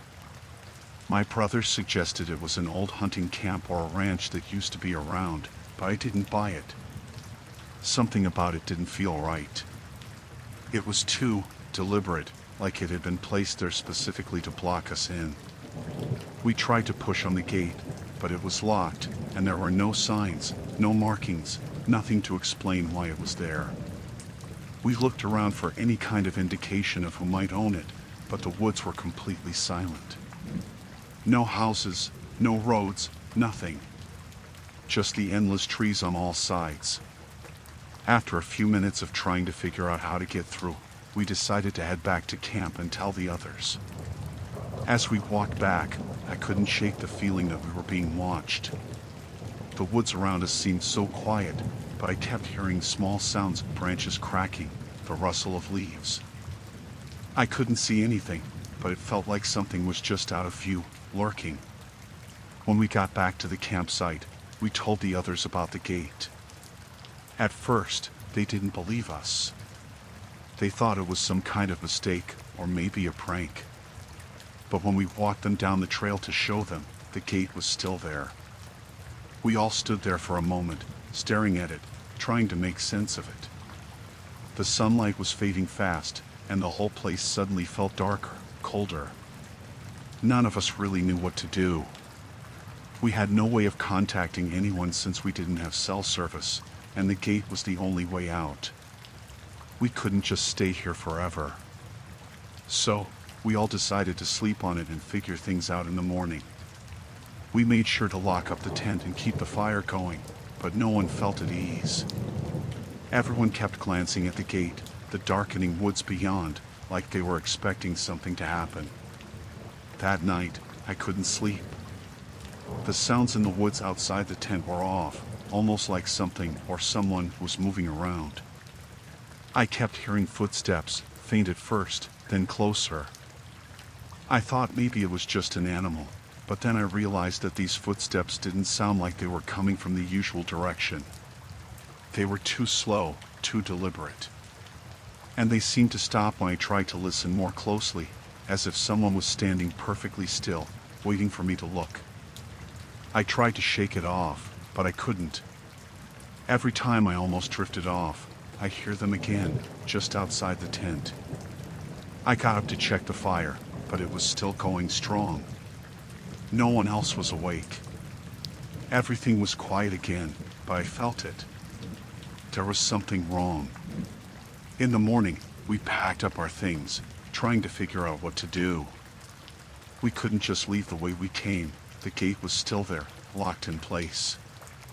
And there was no way around it. The road behind us was blocked by a thick wall of trees, with no visible way through. We debated for a while on whether to try climbing the gate, but it was too high, and there was no way to know who might be on the other side. After a few hours, we finally made the decision to head deeper into the woods, hoping we could find another way out. But when we turned back onto the main trail, we were met with something even worse. The gate wasn't the only thing blocking us anymore. The whole trail seemed to have been altered, like someone or something had intentionally moved things to keep us from leaving. Rocks were piled up, branches were snapped and laid across the path, and the trees themselves seemed to loom closer, more menacing.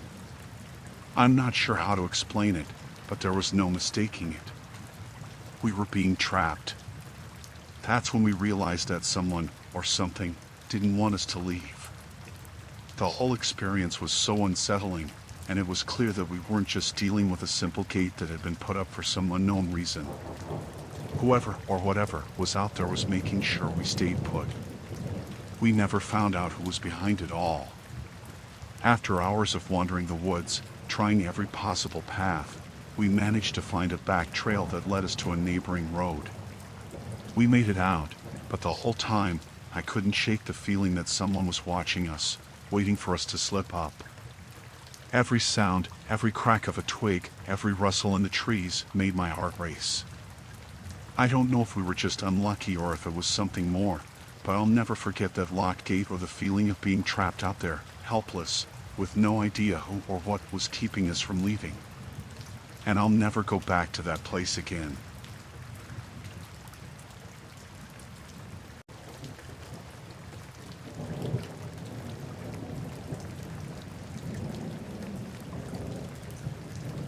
It was supposed to be a fun road trip.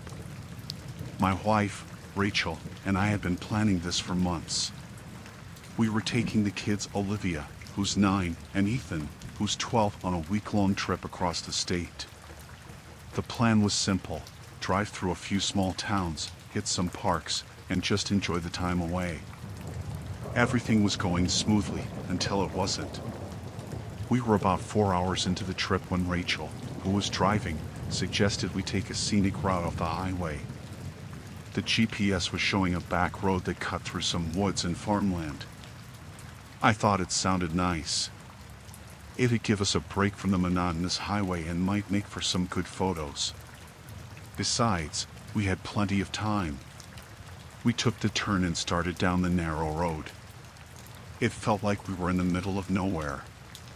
There were no other cars, No houses, just endless stretches of trees.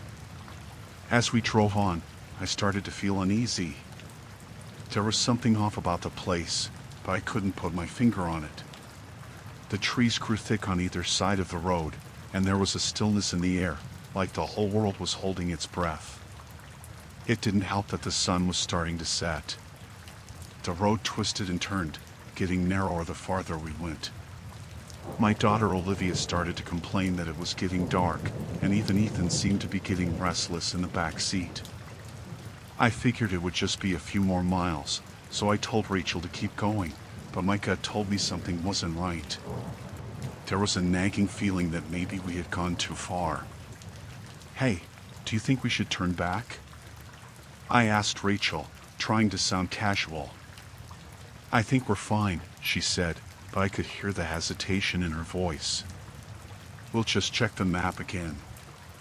I'll find us a spot to turn around soon." That's when we saw it. A small town.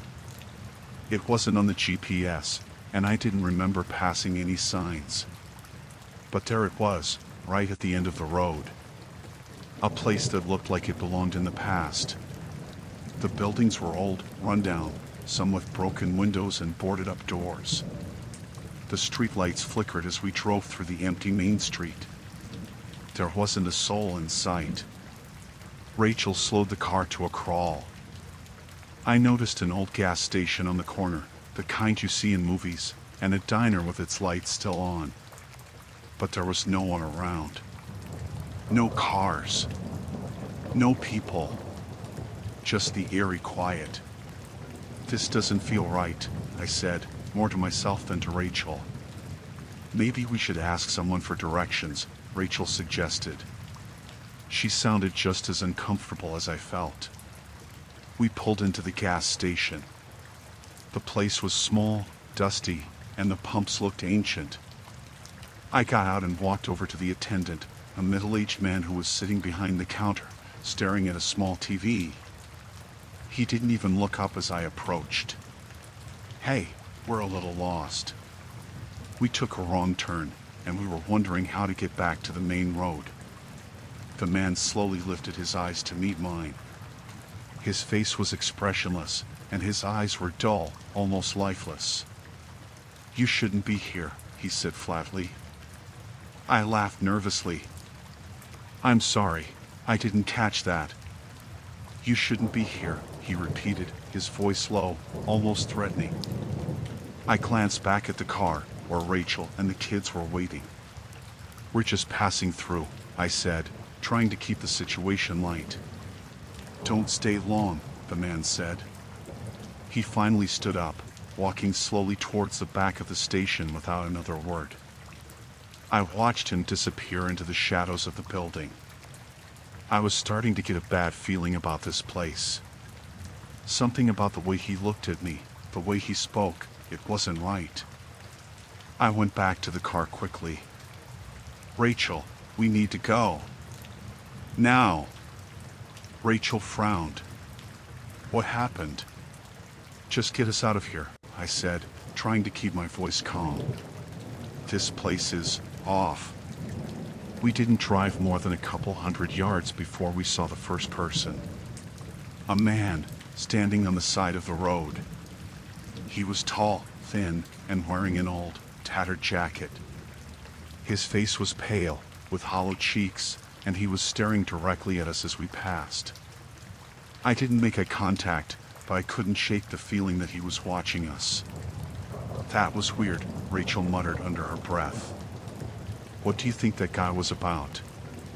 "I don't know, but I don't want to find out," I said, looking back at the man in the rearview mirror. "I think we should just turn around." We turned around, but by the time we reached the spot where we entered the town, there was another man standing in the road, blocking our path. He wasn't moving, just standing there, staring at us with a cold, calculating look. Rachel slammed on the brakes, and we came to a stop a few feet from him. The man didn't flinch.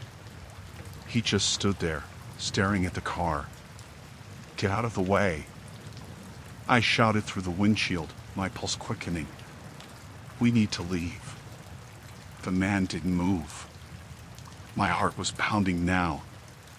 I didn't know what these people were doing here, but they weren't making any effort to help us. They were just watching us like we were prey. Rachel backed the car up, turning in the opposite direction, but before we could go far, another man appeared, this one much closer. He was leaning against a lamppost, casually smoking a cigarette. "Do you have a problem?" I yelled at him, my voice shaking. "We don't want any trouble. We just need to leave." The man took a long drag of his cigarette and threw it on the ground. He slowly straightened up and took a step toward the car. "You're not going anywhere," he said quietly, but there was something in his tone that made it clear this was not a conversation. "Rachel, go! Now!" I shouted. Rachel hit the gas pedal, and we sped away, tires screeching as we turned down the narrow road. I kept my eyes on the rearview mirror, half expecting to see the men following us. We didn't stop until we were back on the main highway, far away from that strange town. My hands were shaking, my heart still racing. The rest of the trip was quiet. Too quiet. We never talked about what happened. But we all knew. We were lucky to get out of there in one piece. And I swear, to this day, I can still see those faces in the rearview mirror, watching us as we drove away.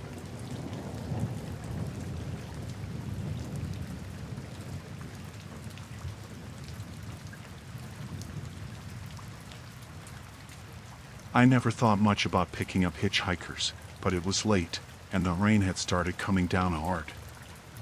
I was driving back from a business trip, and I hadn't seen another car in over an hour.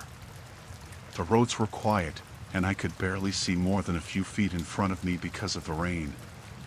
Then, on the side of the road, I saw him just standing there, drenched, thumb out, staring into the headlights.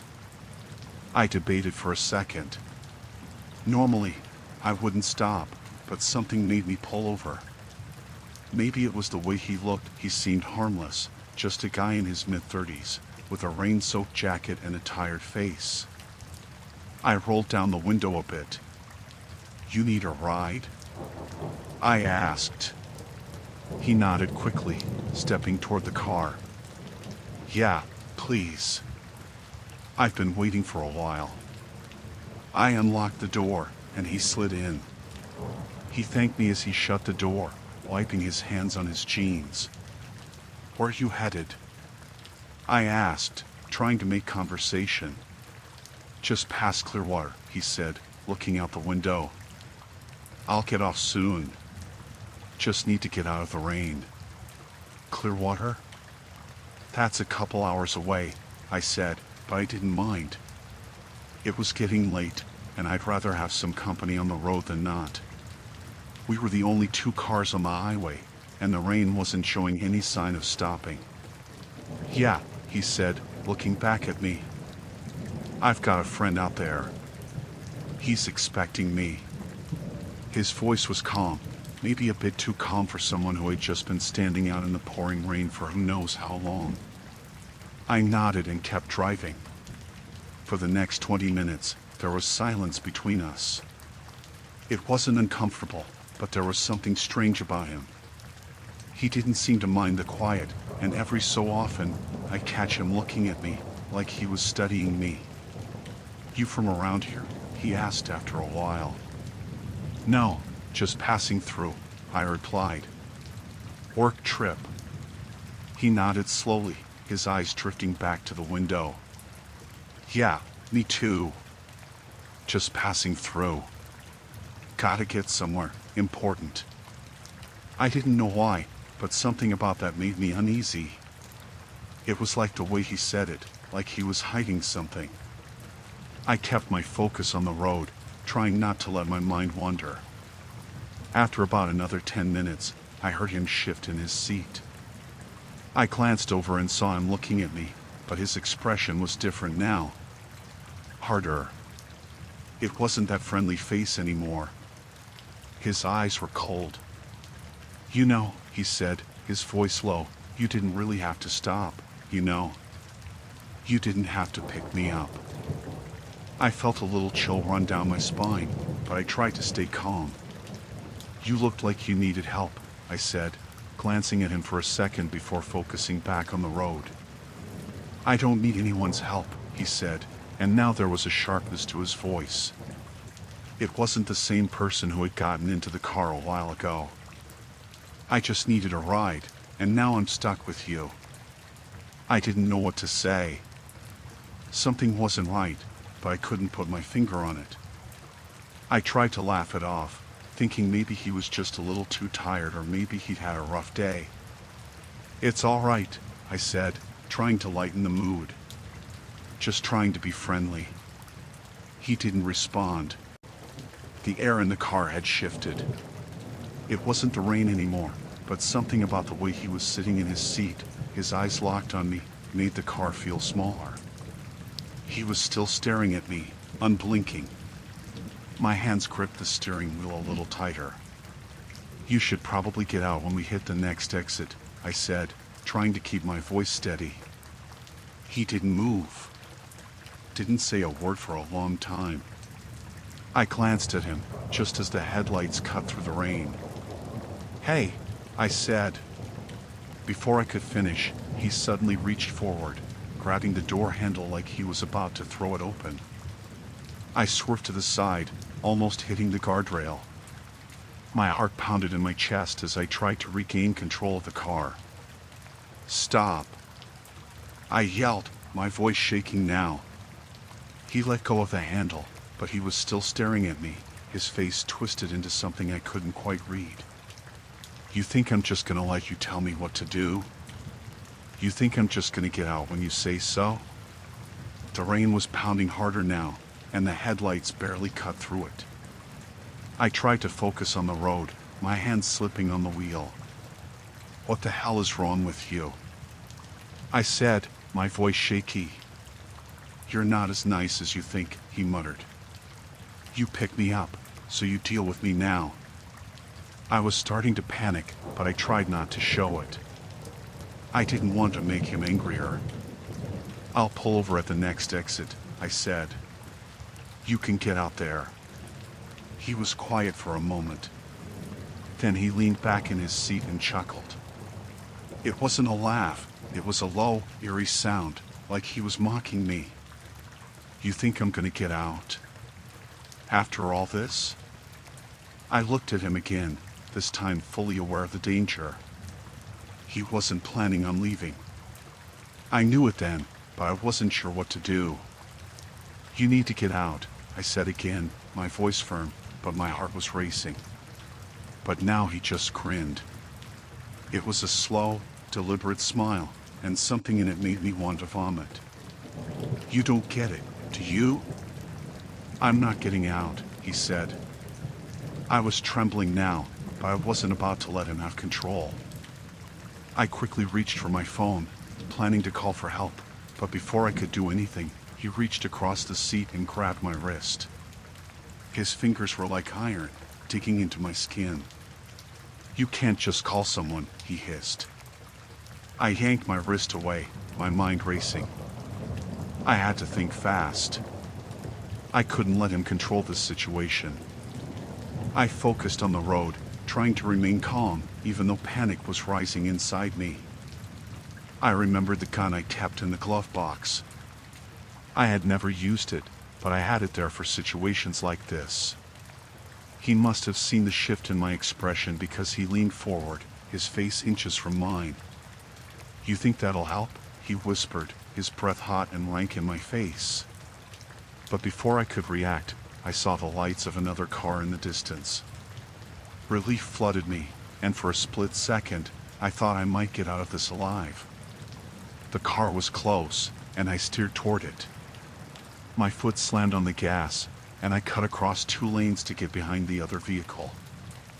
I looked in my rearview mirror and saw the hitchhiker still watching me, his eyes burning into the back of my skull. I wasn't safe yet, but I was getting closer. I couldn't go back to the road we'd been on, but I could keep driving. I had to keep driving, away from him, away from whatever the hell he had planned. When I finally found a gas station and stopped, I jumped out of the car, locked the doors, and ran inside. I didn't stop until I was inside, safe. The stranger never followed me inside, but I swear I saw him standing outside in the rain, watching me through the window.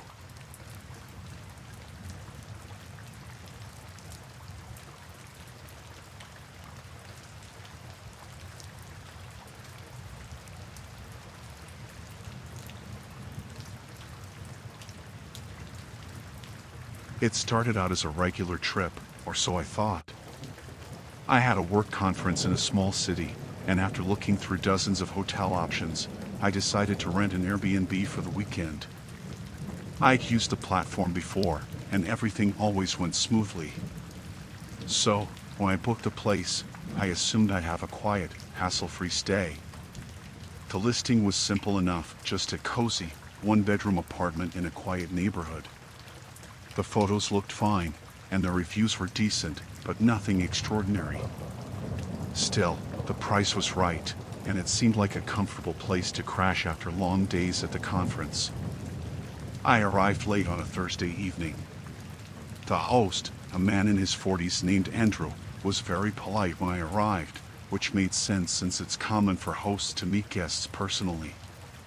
He showed me around the apartment, gave me a quick rundown of the house rules, and explained how to use the keyless entry system. Everything seemed normal at first. He seemed friendly, almost overly accommodating. I brushed it off as just someone eager to make a good impression. He left shortly after the tour, saying if I needed anything, I could reach him through the Airbnb app or by phone. That was the last time I saw him that night. The first day was uneventful. I spent most of it at the conference, only returning to the apartment in the evenings to relax and rest. But by the time Friday rolled around, things started to feel a little off. Around 11 a.m., I was sitting at the kitchen table, answering emails and sipping my coffee when I heard a knock on the door. I wasn't expecting anyone. I looked through the peephole, and to my surprise, it was Andrew. I opened the door, confused but polite. "Hey, Andrew, everything okay?" I asked. "Oh, yeah, everything's fine," he said with a smile. "I just realized I forgot to drop off an extra set of towels for you. I'm really sorry about that. I wasn't bothered by it at first."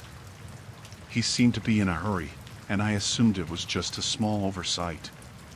He quickly handed me the towels and apologized again. I thanked him, and he left. But later that afternoon, I noticed something strange. I had been working in the living room, and when I walked into the kitchen, I saw that the cabinets were slightly ajar. It was a small detail, but it made me uneasy. I was sure I'd closed them when I made lunch earlier, but I didn't think much of it. The real trouble started that evening. I had just come back from the conference, and I was planning to have a quiet night in. It was around 7 p.m. when there was another knock at the door. I opened it, and this time, Andrew was standing there, looking a little too casual. "Hey, sorry to bother you again," he said, not meeting my eyes. I was wondering if I could just quickly check the water heater. We've been having some issues with it lately, and I need to make sure everything's running smoothly. I felt a sudden wave of discomfort wash over me. It seemed like an odd request, especially for a problem that didn't affect my stay. "Is everything okay with it?" "I didn't notice anything wrong," I said, trying to keep my voice steady. Andrew seemed a bit too insistent. "It'll only take a minute," he said, then added, "just a quick check to be sure." I was uncomfortable, but I didn't want to cause any trouble. I figured maybe he was just trying to be responsible. So, reluctantly, I stepped aside to let him in. He wandered into the hallway, but I stood in the doorway of the living room, keeping a close eye on him. He spent a little too long by the water heater, more time than I thought was necessary. but he eventually finished and said everything was fine. He thanked me for my patience, then left without another word. That night, I couldn't shake the feeling that something was wrong. I locked all the doors and made sure the windows were secure. But still, I felt uneasy. I kept thinking about his odd behavior, how he seemed too eager, how he kept showing up unannounced for things that could have easily waited. Saturday passed uneventfully, but I made sure to keep the door locked and the blinds shut, just in case. I had a feeling Andrew wouldn't just leave me alone. I didn't know why, but I couldn't shake the sense that I was being watched. Around 2 p.m. the next day, there was another knock. This time, I was already on edge. I checked the peephole before opening the door, and it was Andrew again. He had a smile on his face, but something about it looked forced.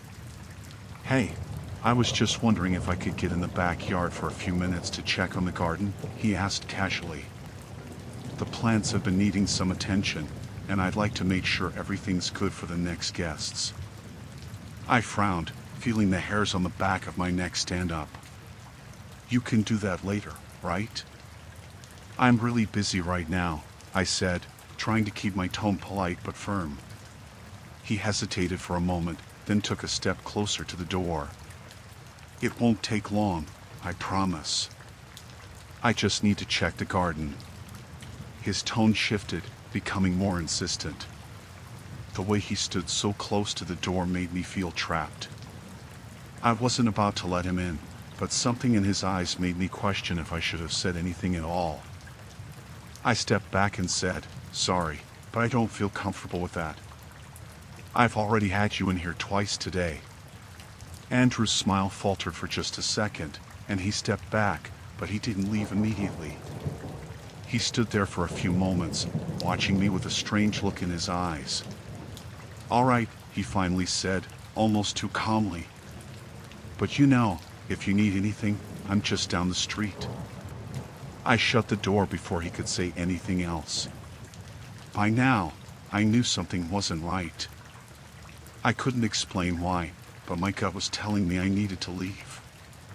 That night, I contacted Airbnb customer service and told them everything that had been happening. They assured me they'd take care of it, but I wasn't sure what that meant. The next morning, I decided to check out early. I didn't want to be in that apartment anymore, not with the constant interruptions, the feeling of being watched, and Andrew's increasingly erratic behavior.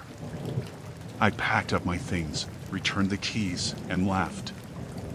I was already planning to book a hotel for the rest of my trip. But before I left the neighborhood, I took one last look at the apartment from my car. And that's when I saw Andrew, standing in the window of the living room, watching me leave. I don't know what would have happened if I hadn't left when I did.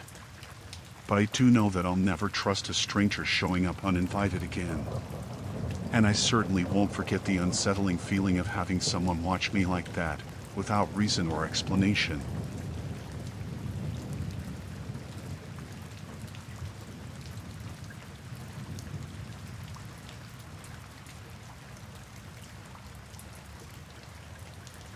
I didn't think it would be a big deal.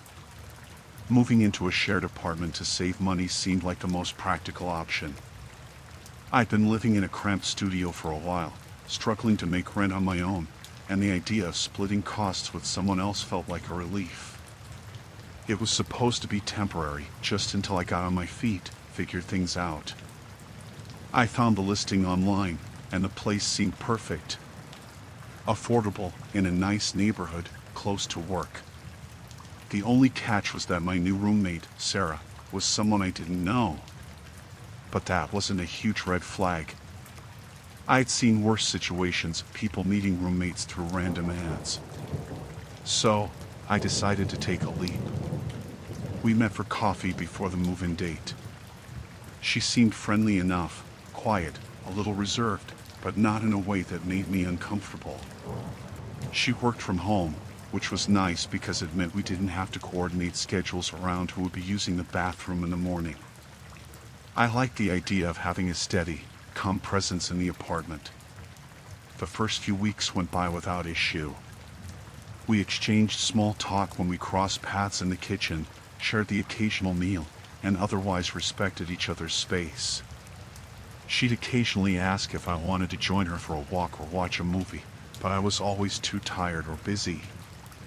The workday felt long, and I wasn't exactly in the mood to socialize. But then, little things started to change. I noticed Sarah seemed very interested in my schedule. At first, it wasn't anything alarming. She casually asked if I had plans for the weekend, what time I worked the next day, or if I had any errands to run. I figured she was just being friendly, trying to make conversation. Maybe she was just one of those people who liked to know what was going on in the lives of others. But after a while, it felt less like small talk and more like tracking. One evening, I was getting ready to leave for a dinner with a friend, and Sarah asked, "Oh, are you going to the Thai place on Maple Street again?" I froze for a moment, surprised. "Yeah." "How did you know?" She smiled, not in an awkward way, but in a way that made me feel uneasy. "You mentioned it last week." I just remember things. I shrugged it off, but something about the way she said it stuck with me. The next day, I found her in the living room while I was getting ready to leave for work. She was sitting on the couch, watching a show on her laptop. "Do you need anything from the store?" she asked casually. "No, I'm good," I said, grabbing my purse. "Why?" "I was just wondering if you needed any snacks. You usually buy the same kind of granola bars every week." That was strange. I hadn't mentioned my snacks to her, but she was right. I did buy the same ones every week. Still, I didn't think much of it. Maybe it was just an offhand observation. But then things got worse. Over the next few weeks, Sarah started commenting on more personal things. She'd ask about the photos I had around the apartment, about the books on my shelf. She'd ask if I had plans for my days off, how long I was planning to be at work when I'd be coming home. And then, the worst part. I came back from work one afternoon and found that my makeup bag had been moved. I was sure I'd left it in the drawer by the bathroom sink, but now it was sitting on the edge of the countertop, a little too neatly arranged. At first, I thought maybe I'd just been forgetful. Maybe I'd moved it and didn't remember. But the more I thought about it, the more it felt wrong. The bag wasn't just moved, it was as if someone had gone through it. I tried to tell myself I was being paranoid. I didn't want to accuse her of something without proof. Then, one night, I came home late. Sarah was already in bed, but I noticed the lights in the kitchen were on. I walked in, and she was sitting at the table, scribbling in a notebook. She looked up at me with wide eyes, almost startled. "Oh, hey. I didn't hear you come in." I nodded, trying to stay calm. "What are you doing up this late?" "Just writing." She smiled, but it wasn't a smile that put me at ease. It was too tight. I glanced at the notebook. "What are you writing about?" She hesitated, her fingers tightening around the edge of the pages. "Just some things. Stuff for work." I didn't press it any further, but the whole interaction felt off. The next morning, I woke up to find my car keys missing from the bowl by the door. I looked everywhere, but they were gone. I even checked Sarah's room, but the door was locked, and she wasn't home. It took me a few hours to find them, tucked into the pocket of the jacket I had left hanging on the back of the chair in the kitchen. I had no idea how they got there. That's when the thoughts started to pile up, one after another. Was I just overthinking things? Or was Sarah really doing something she shouldn't be? One evening, I decided to confront her. I had enough. "Sarah," I said, sitting across from her at the table, "I need to ask you something." She looked up from her phone, a little too quickly, as if she'd been waiting for this. "Sure, what's up?" I've noticed some things with my stuff, my schedule, and I just need to know if you've been going through my things. Her smile faltered for a split second, but then she regained her composure. What do you mean? The makeup bag. The keys. You've been asking about my plans all the time. You know where I go and when I'm back. It's a little too much. She didn't react the way I expected. Instead of getting defensive or upset, she leaned forward, her expression unnervingly calm. I'm just trying to be friendly, you know? I like getting to know people. And you're interesting. You have such an interesting routine. I was just curious. I couldn't breathe. I wasn't sure if I was scared or disgusted, but I knew then that I couldn't stay. I didn't want to feel like I was being watched in my own home. I think I'm going to find a new place to live, I said quietly, trying to keep my voice steady. She didn't look surprised. In fact, she smiled, but it wasn't a friendly smile anymore. It was something darker. Something that made the hairs on the back of my neck stand up. I understand, she said softly. You'll be missed. That night, I packed my things. I didn't care about the rent I'd already paid. I didn't care about the mess I left behind. I just needed to get out. I didn't hear from her again after I moved out. No calls, no messages, no notes. I don't know if she was just being friendly or if she was keeping tabs on me. Either way, I didn't want to stick around long enough to find out. I still don't understand what was going through her head, and I don't know if she was actually dangerous or if I was just overreacting.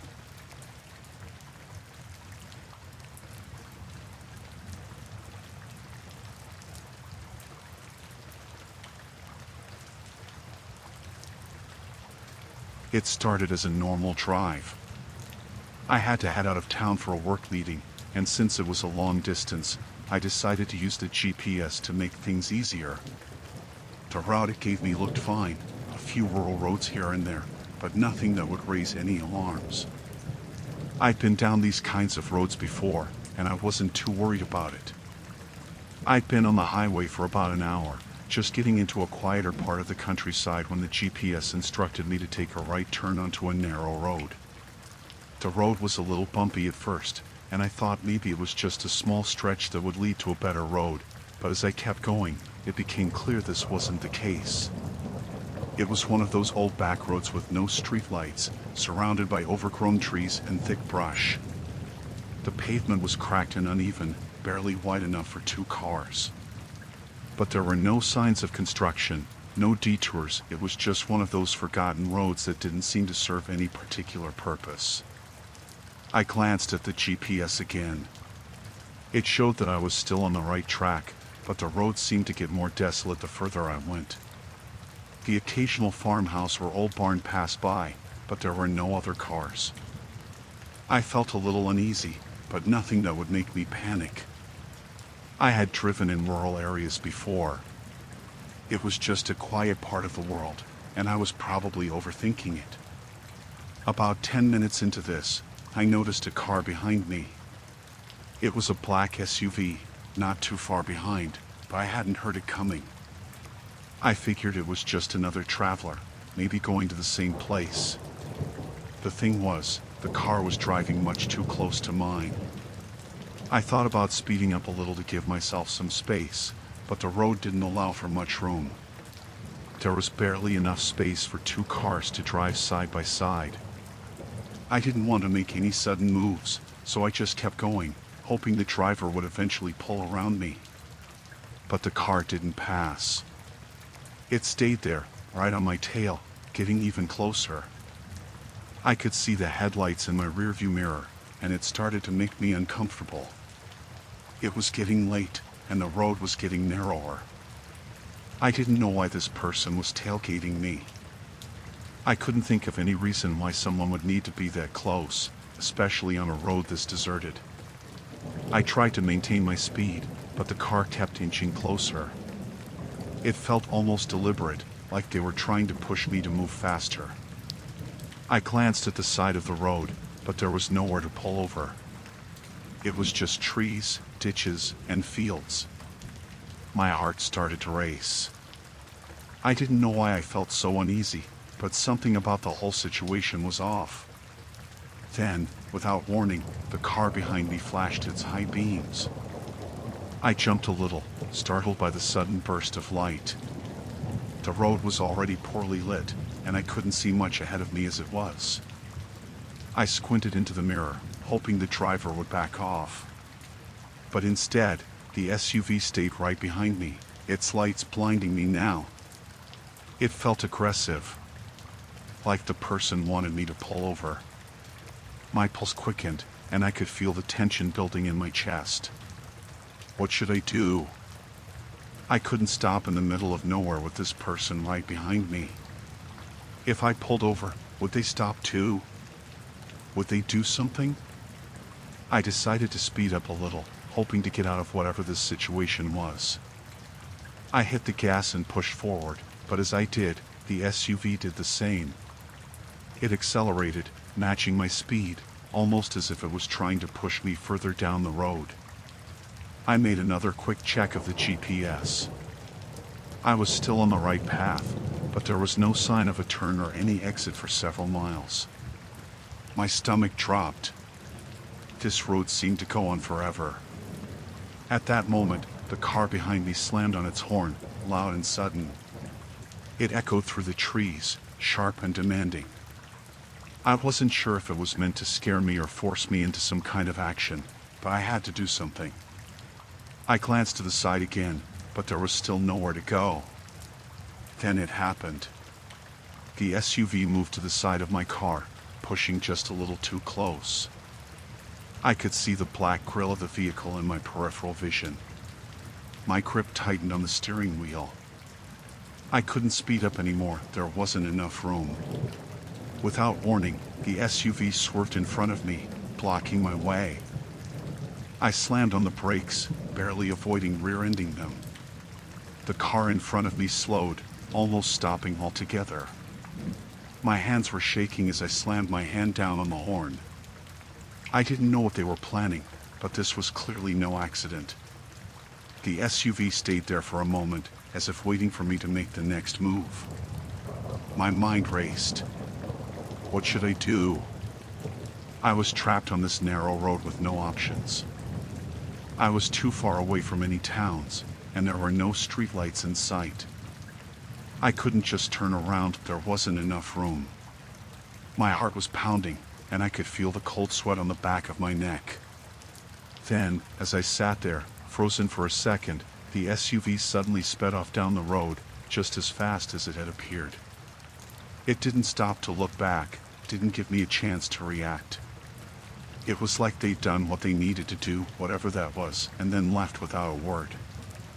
I stayed there, my car still idling, my mind racing. What just happened? I tried to catch my breath, but it felt like I couldn't get air in my lungs. I kept thinking about the whole thing, the aggressive tailgating, the sudden maneuvering. It didn't make any sense. They could have passed me. They didn't need to get that close. After what felt like an eternity, I started the car again, keeping my eyes on the road. The SUV was nowhere in sight. I drove the rest of the way in a daze, my thoughts swirling with confusion and a lingering sense of danger. I finally reached the main road, where the streetlights were bright, and everything felt safer. But the image of that SUV, the way it moved and the way it forced me off the road, stayed with me. I still don't know what it was all about. Was it just some road rage incident? Or was there something more? What would have happened if I hadn't been able to slow down in time? To this day, I don't take those back roads anymore. I'm not sure what it was, but I still get this uneasy feeling every time I drive through unfamiliar areas. The whole thing was too close to something bad happening, and I can't shake the feeling that I dodged something dangerous that day.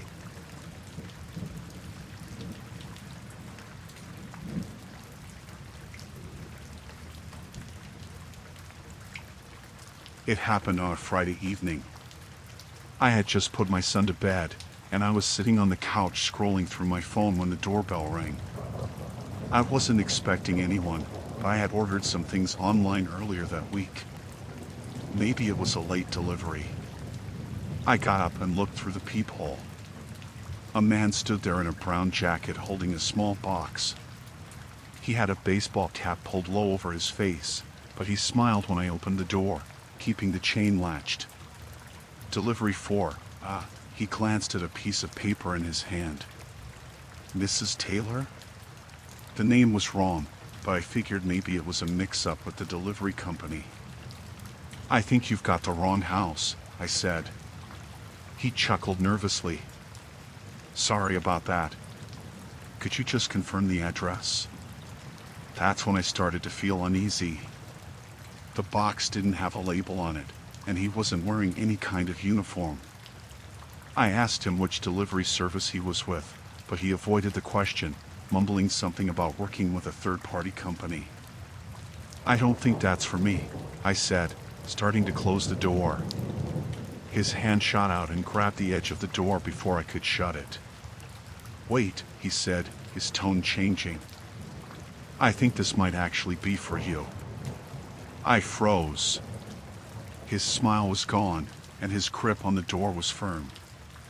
My heart started pounding, but I tried to stay calm. Let go of the door, I said, trying to sound confident. Instead of listening, he pushed against the door, hard enough to rattle the chain. I leaned my weight against it, but I could feel him testing it, trying to force it open. I just need to come in for a second, he said. His voice was steady, almost too calm, and it scared me more than if he'd been yelling. I'm calling the police, I said, backing away from the door and grabbing my phone off the table. He stopped pushing and looked straight through the gap. You won't, he said, his voice low and even. Something about the way he said it made my stomach drop. I dialed 911 anyway, but before I could hit call, he slammed his shoulder into the door. The chain held, but it groaned under the pressure. I screamed, dropping my phone, and ran to grab the baseball bat I kept in the corner of the living room. Stop it! I yelled, holding the bat in front of me like a shield. He didn't respond. The chain snapped with a loud crack, and the door flew open. He stepped inside, shutting it behind him, and for a second, we just stared at each other. He wasn't tall or particularly muscular, but there was something in his eyes that made my blood run cold. He looked determined. I don't want to hurt you, he said, raising his hands like he was trying to calm me down. Just stay quiet, and this will be over soon. Get out of my house. I screamed, raising the bat. He lunged at me before I could swing it, grabbing my wrists and forcing the bat out of my hands. I struggled against him, kicking and clawing, but he was stronger than he looked. He shoved me against the wall, pinning me there. Where's the kid? He asked, his breath hot against my face. I froze. Leave him alone, I said, my voice shaking. His grip tightened, and he smiled with this slow, deliberate grin that made my skin crawl. That's up to you. I knew I couldn't let him near my son. I'd die before I let that happen. Gathering every ounce of strength I had, I kneed him in the groin as hard as I could.